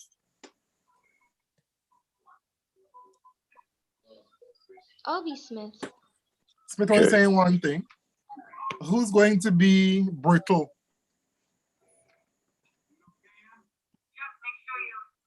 So you be brittle. Good morning, sir. Who's want to be Brittle? Somebody said want to be Brittle. Who's that? No, sir. Jamal requested that you be brittle. All right, I'll be Brittle. Let me see what else we have. You are brittle, literally. And we have to have a counselor. Somebody will be a counselor, right? I'll be the counselor. Juliana is saying she'll miss Saturday class. But Juliana, my memory serves me correctly. You never used to come to the Saturday class. Come on All now, right. sir. She Oh my attended God, last sir, one come on on now, time. sir. She attended Sir. last one on time We before are us. Come doing English B notes, sir. So you cannot do this. In front Give of the her Caribbean. credit. In front of Oh my 600 God, people sir. in the So Caribbean mean. region. All right. Yeah, go on. Listen to me. Listen to me. People I know for a fact will go and get a grade 1 tomorrow. Let me tell you something. Tomorrow is your grade 1 day. And you can't mess up tomorrow because you don't know what next week gonna bring. If you get grade 1 tomorrow, this whole CXC got shut down because nothing else in coming in grade 1. So make sure you get this grade 1 tomorrow. You understand what I'm saying, Ashanti? Ashanti quiet all night. You say nothing. So we get a little nervous, but the fear we will overcome our fear tomorrow. Boy, you British accent confusing me. Sir, will you be there tomorrow before we go into the exam? I need a won't little be there guidance. before. I won't be there before, but you will see me in the afternoon. Okay, sir. You will see me in the afternoon. I was trying to get there before, but I have an important presentation tomorrow, so I might not be there before. But I'll call you guys and talk to you on the phone before you go in. Pray first. Yeah, prayers will move mountains for some of you. The town hall. Where's the application? Oh, here it is. Picks up a letter from Berto. Sir, having read in the Sentinel that the council are going to send paintings hanging in its chamber to England to be retouched, and also to give an order for patrols for that's portrait of fastness. Huh? Sorry, I didn't get to say it properly. Don't blame Portrait. this the image. Don't blame the image. Sir, I'm Don't not blame seeing the it. You could zoom in. Fastness. I most humbly beg that I be given some consideration for this job. I have been painting for 20 years, ever since I left school. Sounds intelligent, you know. Smith. The narrator. Adore. Mr. Brittle? He enters, a timid, extremely poor man, dressed shabbily but clean. He carries a canvas wrapped in brown paper. Morning, sir. Good Brittle. morning, Mr. Brittle. I can give you a few minutes. Oh, yes, Mr. Mayor, your worship, sir. I'm very glad you could see me, sir. I know what a busy man you are, Mr. Mayor. What are you seeing there right away? What are you seeing there right away? Look at that. Yes, sir, Mr. Mayor, your worship, sir. Sir, Mr. Mayor. What are you seeing there? Like praise this man, hype. He's sucking up. Yeah. This is what I'm training. I just do the suck up to get the thing. Dude, and kill it now, please. Racism. Nah. Everybody has their people who suck up. Sir, Yeah? what do the Guyanese do? The Guyanese dazzle people with our intellects. Our intellect. I lack thereof. All right. Come on, go back to England now. I just wanted to know what the Guyanese do. He's a I Gary haven't Fox. met any bad Guyanese people yet. That have come From an experience a lot. You're not living in Guyana. Oh, dear. Red women, they're beautiful, wonderful. A second. That's right. Women are beautiful. But I sing. All right, y'all talking a little too much now. The conversation will happen at the end of the class. Good. All right, let's go. What can we do for you this morning, Mr. Brittle? Well, your worship, I sent in an application, sir, about the paintings you want, sir. I mean, don't know if you could do anything for me, sir. So you're an artist, a sign painter. Ever went to an art school? No, Mr. Mayor. I mean, sir. But you might have been abroad. Haven't you done anything traveling at all? No, but I really wish you could try and help me with a job, Mr. Mayor. Well, I don't know, Brittle. I can't promise anything. You've no qualification at all. No training, credentials of any sort. You haven't even been to England. Clutching at his last straw. Please, Mr. Mayor, I brought along something I just finished as a sample. He opens the parcel and reveals a striking portrait of the mayor, who's obviously impressed by it.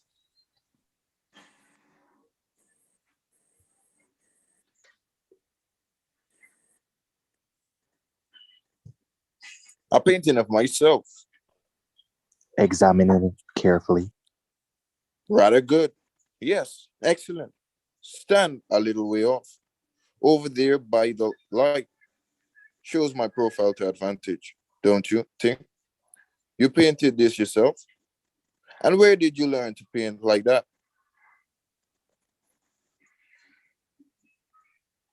Still admiring himself. And you never went to an art college? Never been out of the colony? Well, that's very interesting.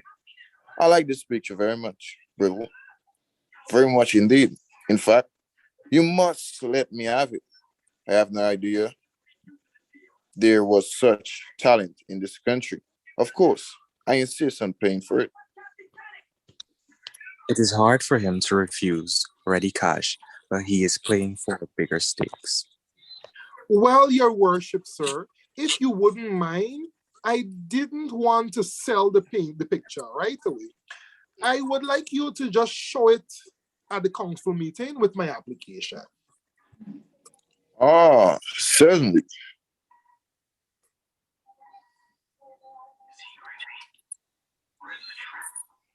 Activity is heard at the adjoining council chamber. Ms. Smith enters the mayor's office. Yes, I'll do my best, Brittle. I'll do what I can do for you. Naturally, I'll have to get the consent of the house.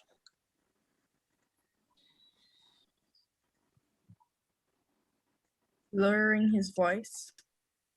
Some members are inclined to give trouble, but I think we can rely on my tact and personality to see us through.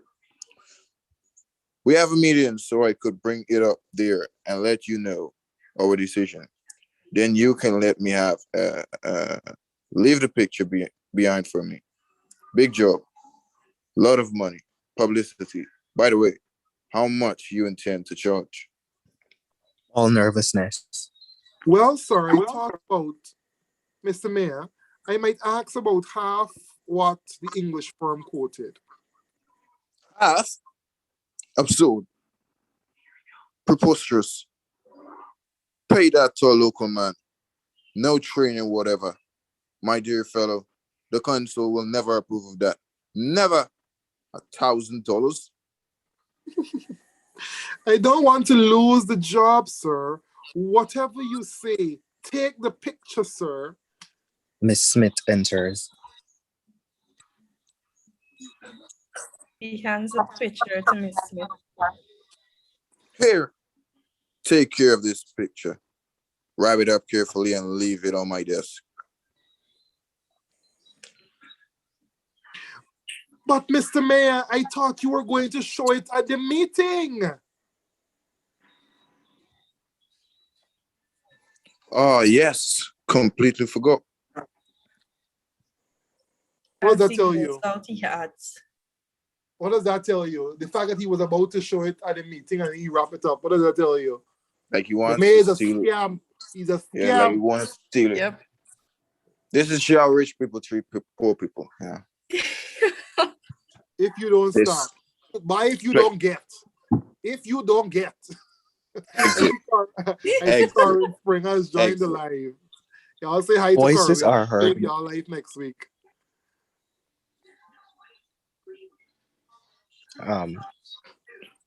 Well, good luck, Brittle. Depend on me. Exit. Voices are heard in the council chamber. A moment later, a counselor appears. You're Brittle, the artist, aren't you? I saw your painting and I think it's pretty good for a local man. You should have come to see me in the first place. I could have got this thing through in no time. I'm going to vote in your favor. Think you could do a few portraits of my family? He does not quite understand and is elated at the offer. Thank you very much, sir. I'll be glad.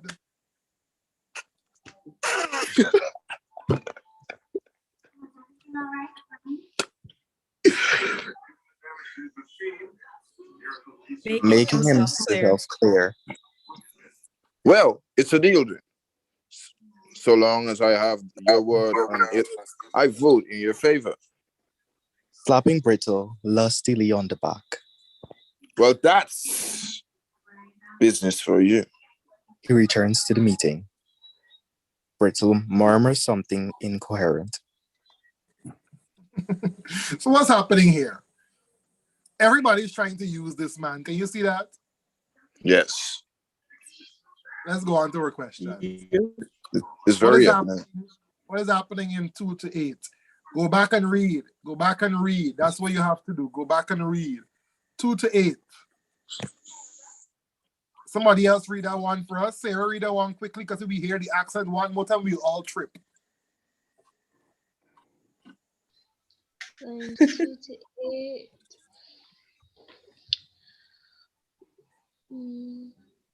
Where's the application? Ah, here it is. Picks up a letter from Brittle. Sir, having read the Sentinel that the council are going to send paintings hanging in its chamber to England to be retouched, and also to give an order for portraits for past mayors, I most humbly beg that I be given some consideration for this job. I have been painting for 20 years, ever since I left school. Sounds intelligent enough. Good. What's happening there? Mr. Brittle is painting up. Read the options. We can't see the options. I think change it. It's not visible at the moment.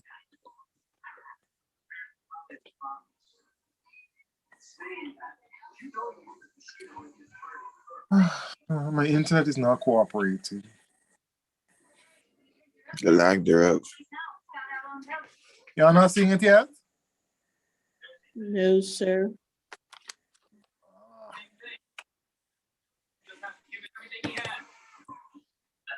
What about now? Yeah, it's visible. Yes, sir. What is happening in Alliance today?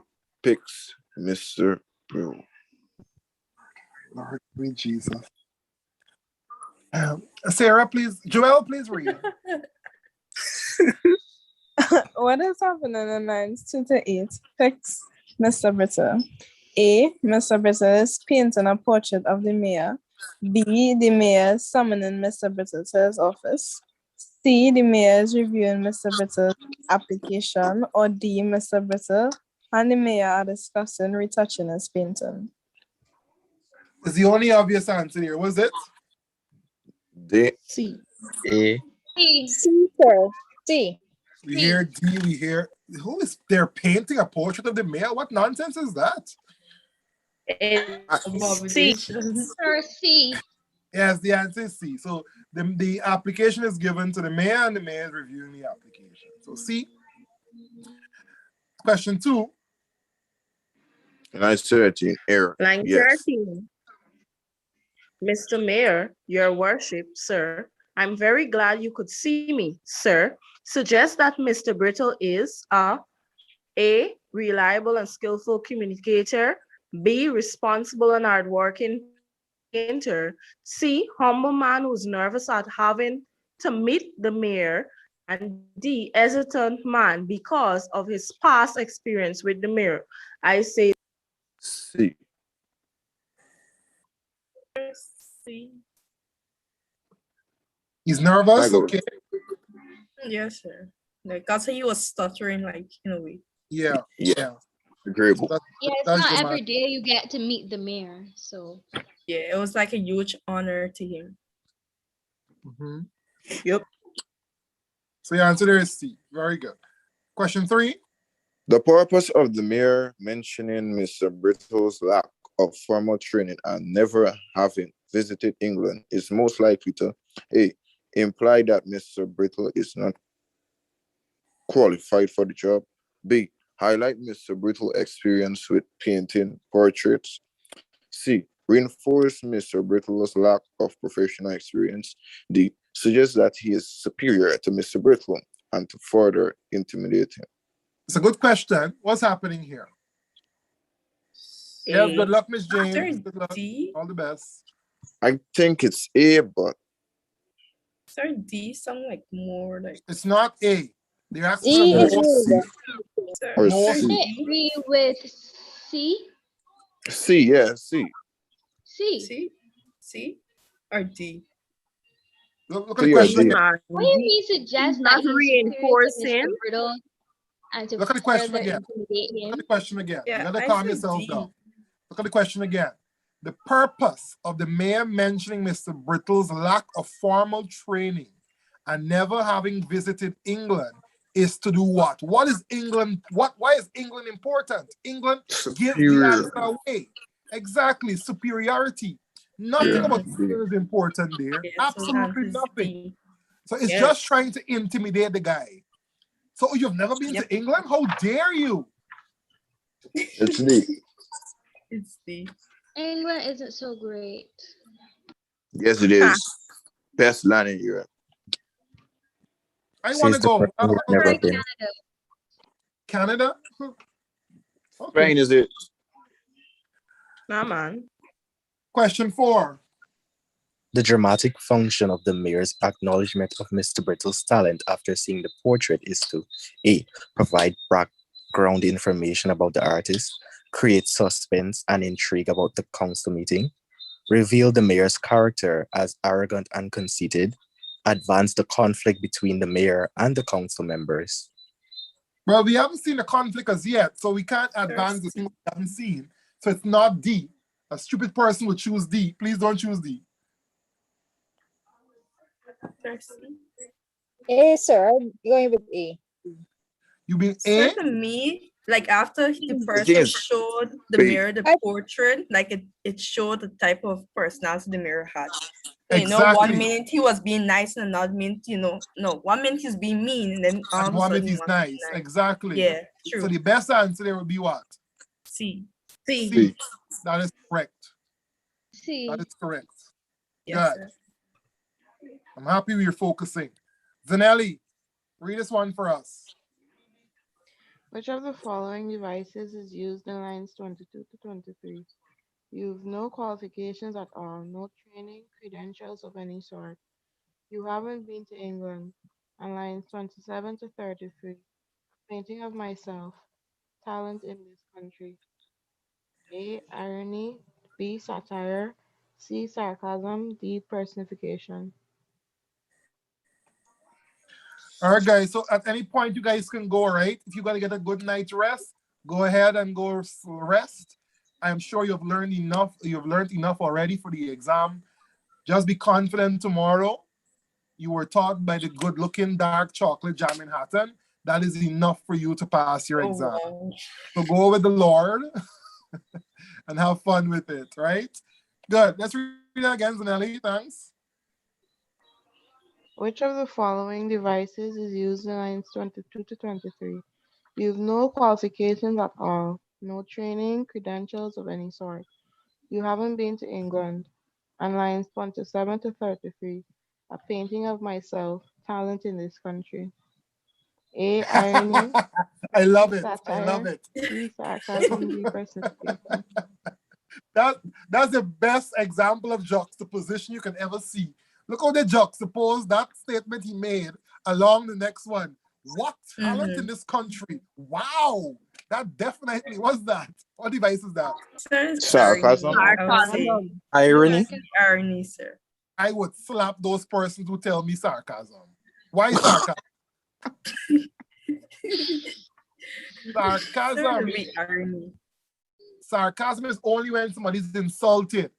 This statement was just ironic. It's showing you how how what? Treacherous, how dangerous this man is. This man must be a red man or a red woman. Oh yes, trooper. So the satire would be a comical something. So it's a good option, but it's not satire. It's more irony than satire. So no, I don't agree with that. Personification, that's stupid. Question 6. Everybody agrees and understands why the answer is irony? Yes, sir. Yes, sir. Question 6. The portrait of the mayor is an effective prop as it represents Mr. Brittle's talent, symbolizes the mayor's self-centeredness, encourages the audience to idolize Mr. Brittle. This is a good one. What do you guys think? Can we agree that the artist was talented? Yes. Yes, sir. Yes, sir. Yes, sir. Can we show that the mayor was self-centered? Yes. Yes. Sir. Can we show Yes, that? sir. Can we see that the writer wants us to idolize Mr. Brittle? No. Yes. No. Yes, sir. You don't think so? Yes, In a sir. way, In a it's so sense. because Yeah. we were I mean, admiring his I work. guess that Yeah. it could be. Yeah, Yeah. because like he painted it. Yeah, and he wanted us to feel a bit of a way towards him, right? Yes. Yeah, sir. like Yeah, we'll what we're agree. doing now, sir. Like what we're doing. Yeah, pretty good idea. Yes, indeed. So all of those. Question 7. The stage directions in line 24. Clutching at his last straw. On line 34. It is hard for him to refuse ready cash, but he is playing for bigger stakes. Poetry. Mr. Brittle as A. Thoughtful, tricky, and bold. B. Greedy, impatient, and devious. C. Witty, confident, and proud. D. Strategic, ambitious, and shrewd. We have to read back these two. 24 and 34. I didn't get that one from him. 24 and 34. 34 says it is hard for him to refuse ready cash. but he is playing for bigger stakes. Ah, I see. I see. We missed that one. We didn't see He's that an one. You see that one opportunist. now? Yeah. You notice He's an that? opportunist. But he was Yeah, actually playing this mayor. He is cunning. We missed that one completely. Clutching So his he's last playing straw. football. So, sir, this could mean he could be playing Ah. football and basketball too. Yeah, Yep, so you knew yep. that, you know what?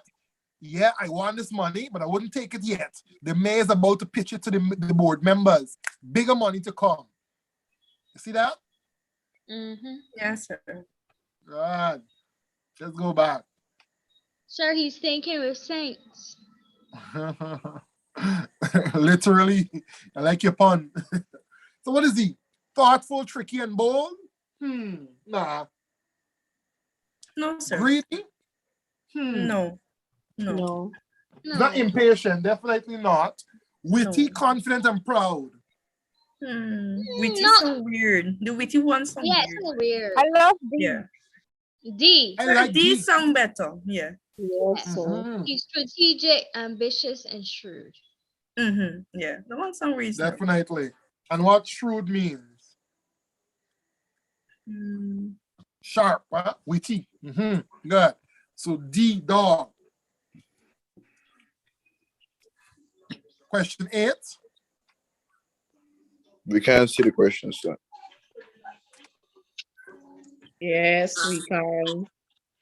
The playwright developed the characters in the extract mainly through A, setting and mood, B, action and props, C, contrast and sarcasm, D, suspense and dramatic relief. Tricky. Not really. What is it? Sir, it kind of. Suspense and relief. But I said D, Has sir. a contrast in that. Was there contrast in that? No. I said D, sir. You can't tell me that one. Setting. D. Oh, I think D. You think D, suspense and dramatic relief? What was dramatic relief? Why? There's nothing relieving about it. There's literally no suspense there whatsoever. What about B, sir? Sir, B. Action and props. Yeah, B sounds reasonable. Yeah, proper B sounds reasonable. Because the painting and stuff. Yeah, exactly.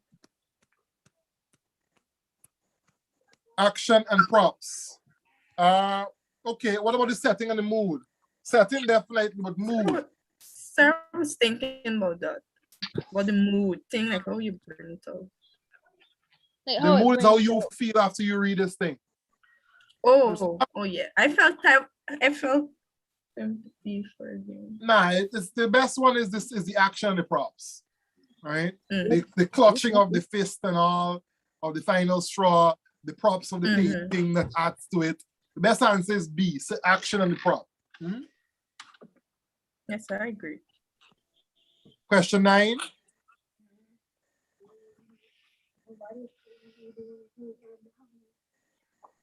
The appearance of the counselor in the scene best serves to establish the mood and create suspense, introduce Mr. Brittle's plight and create humor, arouse curiosity from Mr. Brittle and highlight the themes in the play, enhance dramatic relief created at the start of the extract. What do you think?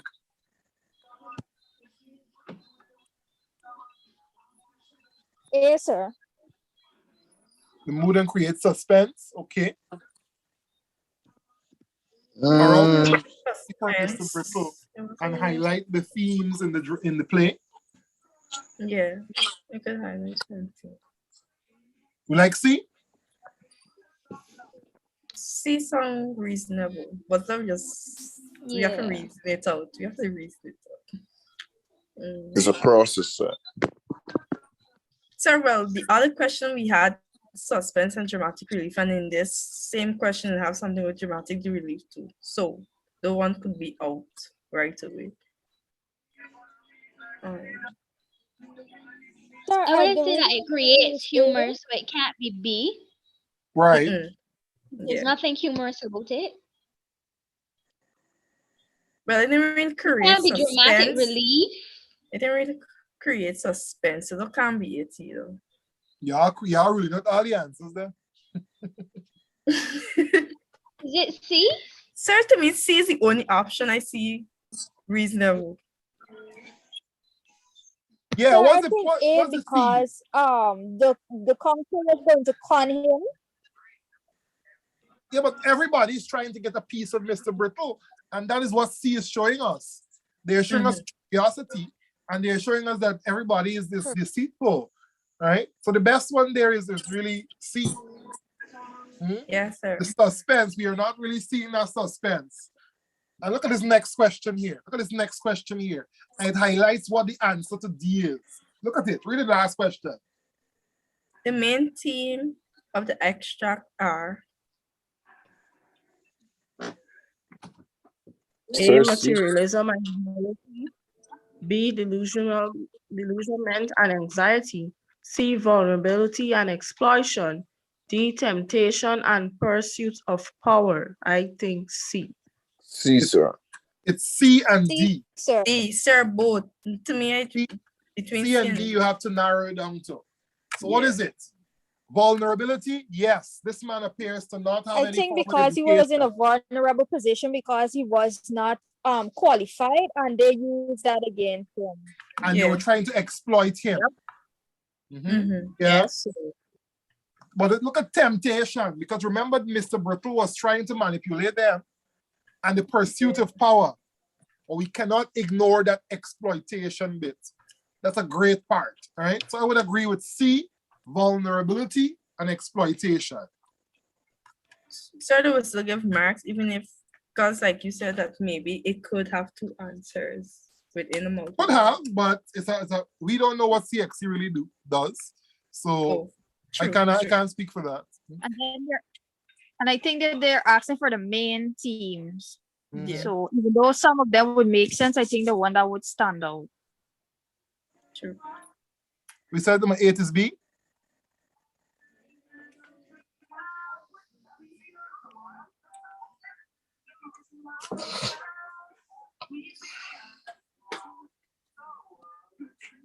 Good. Take your screen grab.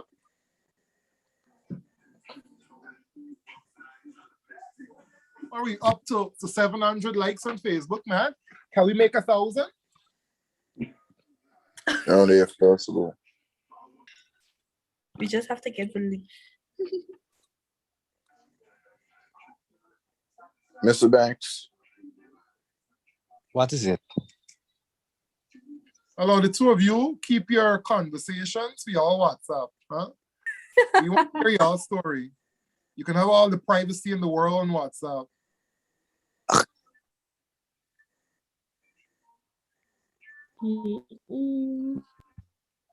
Good. We have a Sylvia. We have a Mrs. Dermot. We want a Joyce and we want a Bobby. I'll be Bobby. You look like a Bobby.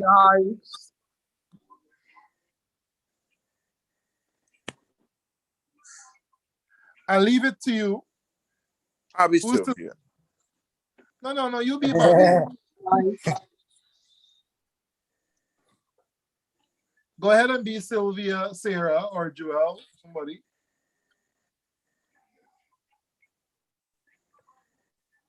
I'll be Sylvia. Go ahead. We are rather worried about Mother. She's been looking harassed for days, worried about money. Uncle Daniel sent a pretty substantial check that helped after Father's death. But that must be gone by now, and Mother won't say how much Father left. The point is, have we enough money to keep on as we are, or haven't we? Miss Dermot entering the room. What's the matter? You've been looking worried for forever so long. Surely we're all old enough to share the worry, whatever it is. It's true I have been worried. Shaking her head sadly. I haven't a penny. Shall we have to give up the house? I'm afraid so, darling. You see, there are taxes and rates and things. Can't Uncle Daniel do anything? He is my only hope. I wired him 3 weeks ago. I don't think he'll fail me. Is my only brother. Yes, but mother, what will happen if he isn't rich and doesn't help us after all? I really don't know, darling. Oh gosh, darling, Lord God. I don't know, darling. It's terribly upsetting, isn't it? It isn't as bad as all that. After all, we can work. Bobby, without enthusiasm. Without enthusiasm, fool. Without. So I didn't see it. I didn't see it. That's the purpose of a narrator. Without enthusiasm. I didn't see it. He attacked me on this live. Yes, we can work. Live. The children leave. Griggs enters with a telegram.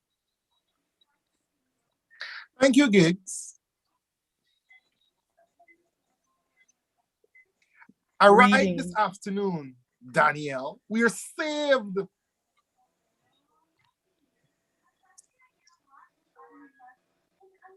Narrator. Sir, I can't see. Hold on. Suddenly, the front door bell rings. Enter Griggs, followed by Uncle Daniel. Danielle. So you have to read. Miss Darmot. Oh, sorry. Danny, you have been away such a long time.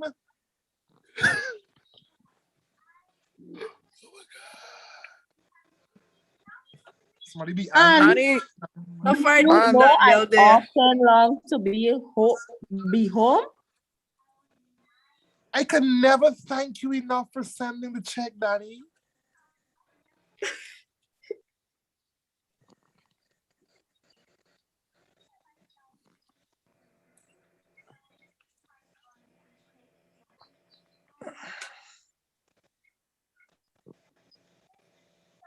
You must go into another page. So.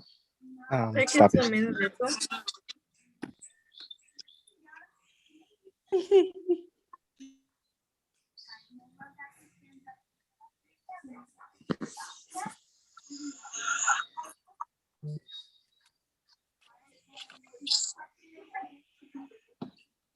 Go ahead and read. You can't see it?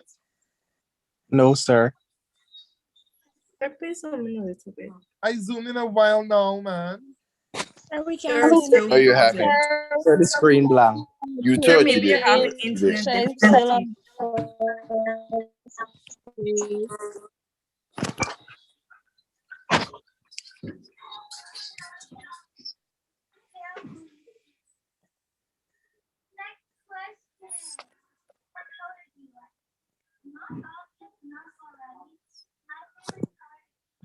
Still not there. Not seeing it. No, it comes. Yeah, Yes, sir, we could see now. Daniel. I headed home the very moment I heard you were in trouble. Tell me now, has he left you very badly off? The lawyer says we are ruined. What do the children intend to do? They don't quite know. Poor darlings. They sound a pretty hopeless lot. Oh, Danny, how can you be so horrid? You can't expect them to work. They have not been brought up like that. I think it's time they started. Enter the children. Children, this is your Uncle Daniel. It gives me immeasurable joy to be here once more with my family. But I have something rather important to say to you. You must prepare yourselves for a shock. He dabs his eyes with his handkerchief.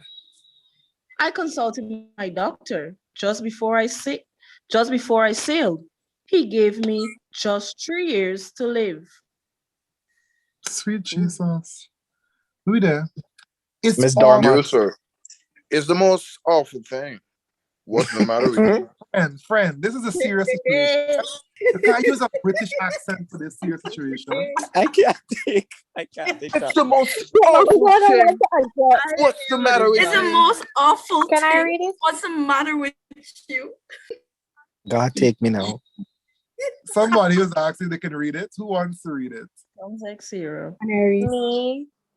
No, Jade. Jade, go ahead. I'm Daniel, right? Oh, you're Danny. Yeah, you're you're Mrs. Dermot. The lawyer said we're ruined. No, you be at It's the most awful thing. Awful line thing. 40.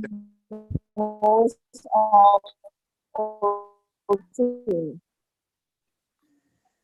Oh, Danny, how can you be so hard? You can't expect them to work. They've not been brought up to it. I think it's about time we pass there. I could run up the road and holler. At 40. At 40. Oh my God. Party. Time a party. At 40, Jade, 40. Oh, wow. It's the most awful thing you gotta read, sweetheart. Look at 40 there, Mr. Double. Come on, if you don't stop it. I'll put it in timeout. All right. Please mute your mics if you're not contributing.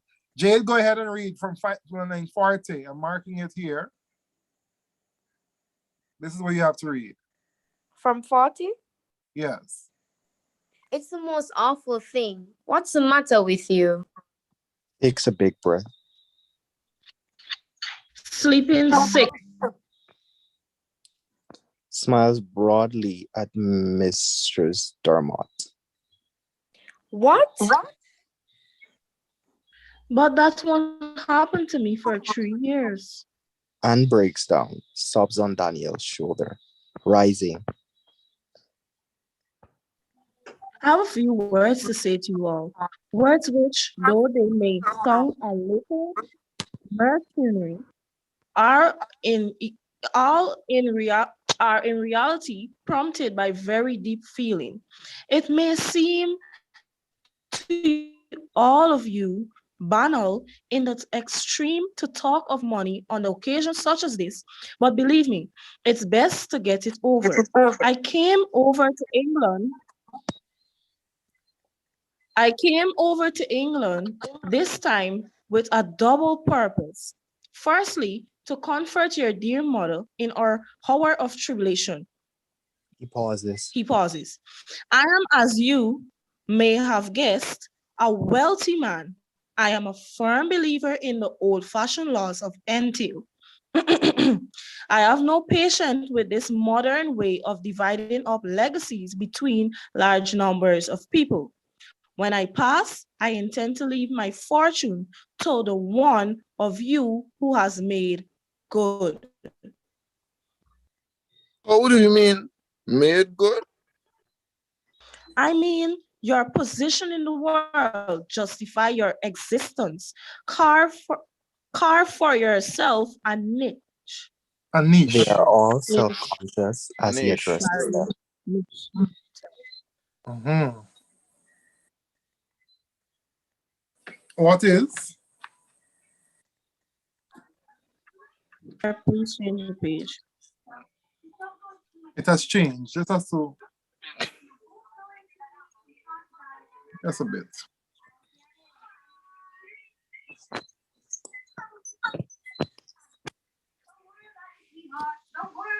What is it? What is the use of idling through life, frittering frittering away your youth when you might be working to achieve some great and noble end. Oliver embarrassed. You, Oliver, you might in time be a great inventor, and you know all about the insides of the most complicated machines. You, Evangeline, might develop into a great poetess. You, Bobby, you are artistic too. You might, without undue strain, become a world-famed composer, artist, actor. Sylvia, for you, I foresee a marvelous career as a decorative designer. And last but not by any means least, little Joyce. What are you going to do with yourself? Sit at home and wait for uncle for some for a Husband. nice husband with mediocre prospects? Never. You two must rise and go forth. The world is calling you. Do what you will. I can't think of a career for you at the moment, but no matter, I only want to impress upon you all the necessity of making good at something. And the one I consider as done best for himself and the family name to him or her, I will bequeath every penny I possesses. Oh Lord. I possess. Sorry. This here, I like the spirit of this uncle. This uncle put everybody to the place. We want you waiting for a man, he come and marry you. A mediocre man. I like the uncle. Put them to the place. Sylvia. What we want to know, Uncle, is how on earth are we to start? Smiling benignly. I'll leave it to you. All harm to audience. Open mouth. Good. Let's go. Question 1. What is happening in lines 2 to 14? We are rather worried he's my only brother of the extract. A. The Dharma children are indifferent to their mother's concern about finances. Mrs. Darmont is worried about the family's financial situation and hopes her brother can help them. The Dermot family is experiencing financial difficulties and Uncle Daniel has offered to help them. D.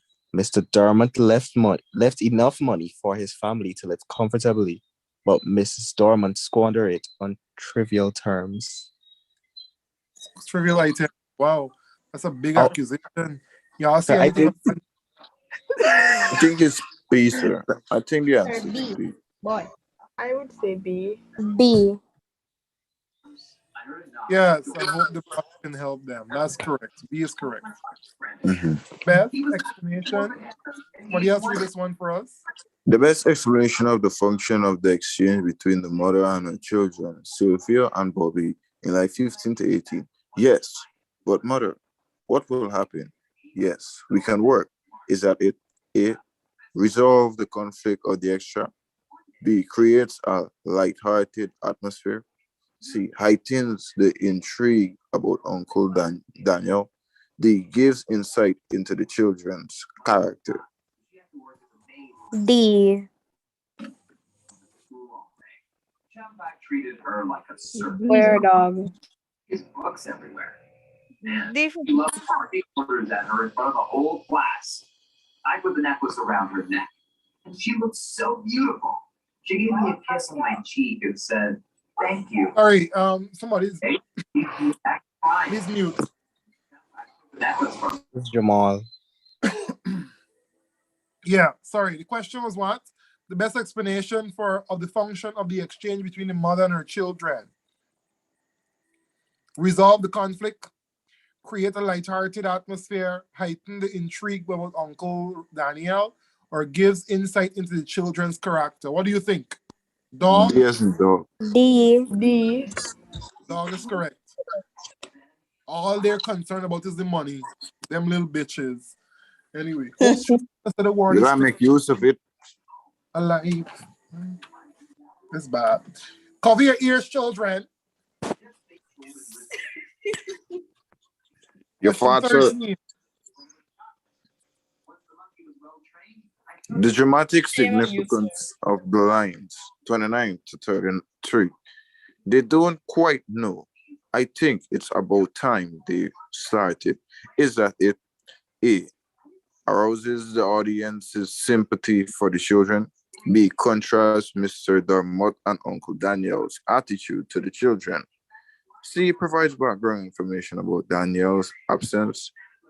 D. Indicates that Uncle Daniel and Mistress Dermot believe that the children should work.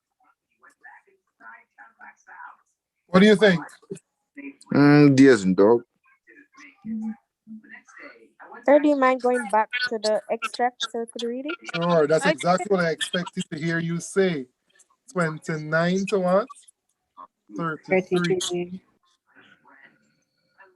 Because your answer will be based on this, right? So you have to go back. Yes, sir. You've seen it? Yes, Yes, sir. Good. Do we have enough to answer the question now? Yes. I think it's the B, the contrast one. Yeah, B. Exactly. It's contrasting how the man view the children and how the mother views the children. So B is your answer. Somebody said, imagine sir it took so long, how long we gonna take? The race is not for the swift. These questions are long and you have to read them out. When you read them alone and it's you alone talking, you will read it quickly. Don't worry. Don't worry. Just answer every question tomorrow. Huh? Question 14.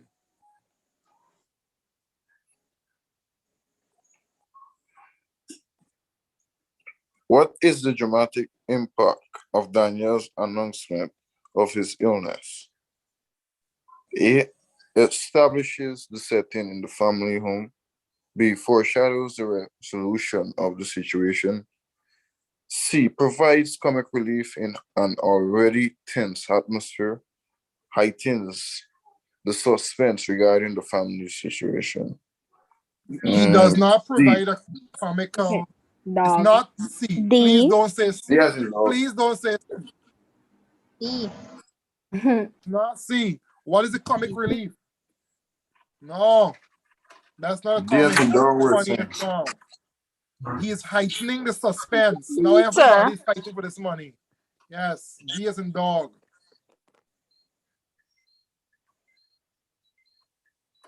Question 15. Wait, what's the answer for 14? E. Oh. D as in dog. Okay. 15.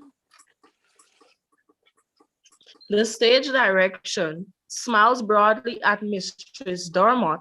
Line 41 suggests that Daniel is A. Panicking about his impending death. B. De-emphasizing the severity of his illness. C. Embarrassed that he has contracted sleeping sickness. D. Giving the impression that his illness is not contagious. I say boy. B. B. B as in B. boy. B. Yeah, that's obvious. B as in boy. 16.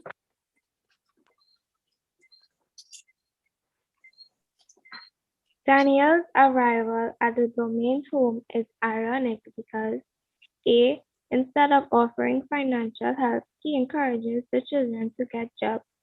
B. He has come to seek financial help from his sister instead of supporting her. C. He blames his sister for the family's financial situation instead of helping her. D. Instead of declaring his wealth, Uncle Daniel explained that he is not really wealthy. Man, the only obvious answer there is what? A. Right? Only answer makes sense. Only answer is A. So instead of offering financial help, he encourages the children to get jobs. Can't be lazy. You gotta teach them how to fish. Question 17.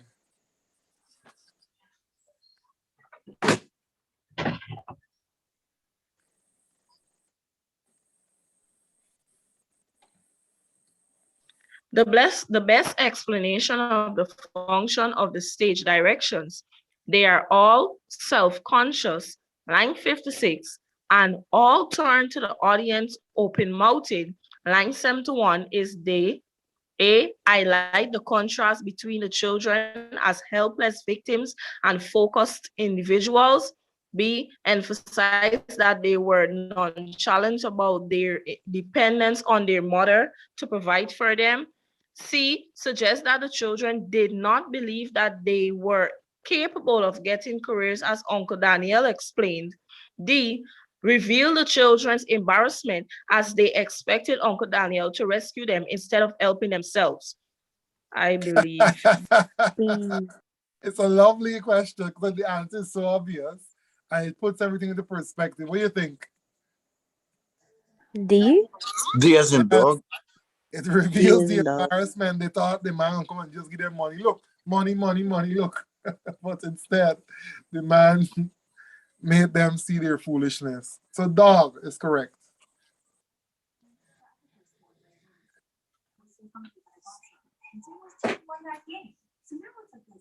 Next. But Samuel hit it even harder. That ball was going. The playwright reveals During all of my finals, I was screaming so hard. the playwright reveals Uncle Daniel's intention towards the children primarily through A, setting and props, B, foreshadowing and mood, C, stage direction and symbols, D, characterization and diction. This one will require a little thinking. D? Very good. Very, very good. Why you say D? B. Okay, so I think it's characterization and diction because first of all, the way he was talking to the children shows his diction. It shows that he wasn't going to just give them the money; they had to work for it. And then he had the entire monologue about them and what they'll become and everything. So that's how I think the diction comes in. And Very also the characterization is evident in that too because he's telling them what he expects of them, so in a sense he knows them to an extent. And then also how the kids replied to when they were talking about working and one was like, oh, working non-enthusiastically, it shows a character, so that's why I chose D. Very good. That's perfect. D is your answer. 19. Which of the following words best describe the tone used by Uncle Daniel when he says, What is the use of idling through life, frittering away your youth when you might be working to achieve some great and noble end? Lines 57 to 58. A, ironic and resigned. B, accusing and critical. C, disdainful and sarcastic. C, confident and enthusiastic. So it's not confident and enthusiastic. B, accusing and critical. Very good. Accusing. He's accusing him. He's saying, what is the use of dwindling, of idling through life? What's the use? So he's calling him an idler. He's telling him he's idling, right? What is the use? He's confessing that he's idling in the sense of putting that question over, right? So accusing and critical. He's analyzing his behavior. He is being giving constructive criticism, should you say. All right, so B, very good. And then 20.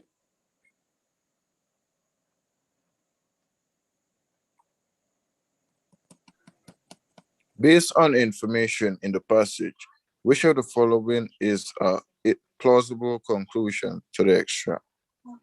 A, Mistress Dormant marries a poor younger man. B, Uncle Daniel leaves all his money to his doctor. C, the children leave the mother to fend for herself. D, the children headed Uncle Daniel's advice and did well. He did. Yes. He did. What do you think? D. Yeah, that's the only logical one. D is in dog. They heeded the advice and they did what they wanted to do. But do you think they're doing it because they really want to do it? They're doing it because they don't want to be broke. They do it because they want the money from the man. Listen, guys. Unfortunately, I have to stop you here. I have an exam to study for tomorrow, and I haven't started. So unfortunately, I have to leave you here. Hopefully, though, one of those two things come back.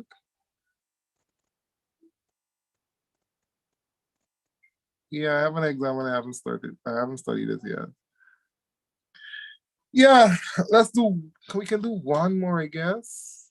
No, we can't do one more. No, I am sleepy as well. I'll take a 15 minutes rest and then I'll start my work. Everybody has this paper? No, Yeah, no, sir. How can we get it?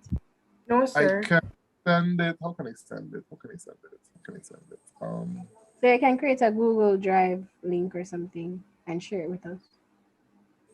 I'll put it. I can share it in this. All right, let me just drop it to don't have a timetable, then you'll have to go to your exam center with your ID card, I guess.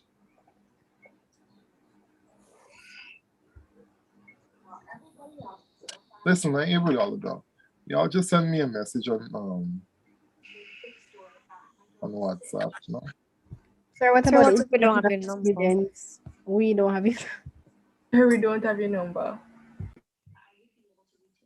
That will be easy because this drive thing, I ain't able to this right now. Just send me a WhatsApp. I'll just forward it. It'll be easy for me. Let me just put it here.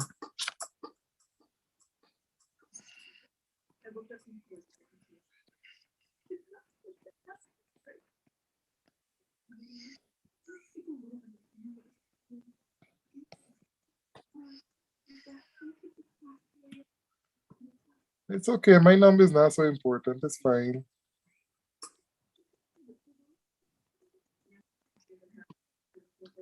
So 592-645-8503. Just go ahead and send me a message and I'll just forward it to you guys. Before you guys go, I'd like to pray with you. I believe prayers move mountains. Prayers do things that man cannot do. Huh? So I'd just like to pray with you. I hope nobody is going to chastise me too much for offering prayer. No, please don't call me. Please don't call me. Send me a text. Don't call me, oh God. Don't call. Good. So let's pray. Close your eyes. Dear God, we come before your throne of mercy, your throne of grace tonight to thank you for all the things you have done for us. As we go to these exams tomorrow, we pray that everything we have studied would manifest, and the things that come in the exam that we have not prepared for, we pray that you will give us the wisdom, the knowledge, and the understanding to answer those questions honestly and successfully, oh God. We pray against every spirit of forgetfulness. We pray against every spirit and plans of the devil. We pray against every feeling of inadequacies. We pray against every every feelings of fear. God, we uproot and we destroy every plan of the devil at this moment now. As these children go to their exams, we pray that they will have a successful day. And at the end of the day, the glory, the honor, and the praise will be given to you and you alone. Lord, you said in your word, ask and it shall be given. Seek and we shall find. Knock and the door shall be open. Today we are asking, today we are seeking, today we are knocking on that door of success. At the end of the day, oh God, the glory, the honor, and the praise belong to you and you alone. In Jesus' name, most powerful name we pray. All the glory and the honor and the praise be to Jesus Christ. Amen. All the best. Amen. Amen. Please. Amen. Thank you very much, sir. Thank I you, know I sir. was Amen. Thanks, sir. Sir, it says you're not on WhatsApp. It says another WhatsApp. That's a lie. I don't know why. Put a one in. Do they put a one in front of 592? I guess they Yeah, put I a did. What else can I do? I don't know what else I can do. Can I share the link on YouTube? I'm not sure. Yes, sir. I can? Sir, can they add you on Messenger and they can see if they could get you from there? Facebook and then text you on Messenger. All right, here what I'll do, guys. If you can't add me on WhatsApp, I'll just create a post. I'll do that now. All right, and you'll get it from there. All right. Have a good night. You can look out for it. I wouldn't forget you. Don't worry. Bye, everyone. Bye-bye. Bye, All the best. sir. Thank you so much. Yeah, it's no problem. Let me know how it goes, huh? Yes, sir. Yes, sir. Yes, sir. You may. Yeah, if I don't Upgrade. have aspirin, I'll end the talk. My goodness. But he's got talent. Later. Now, everyone that is. All right. Bye.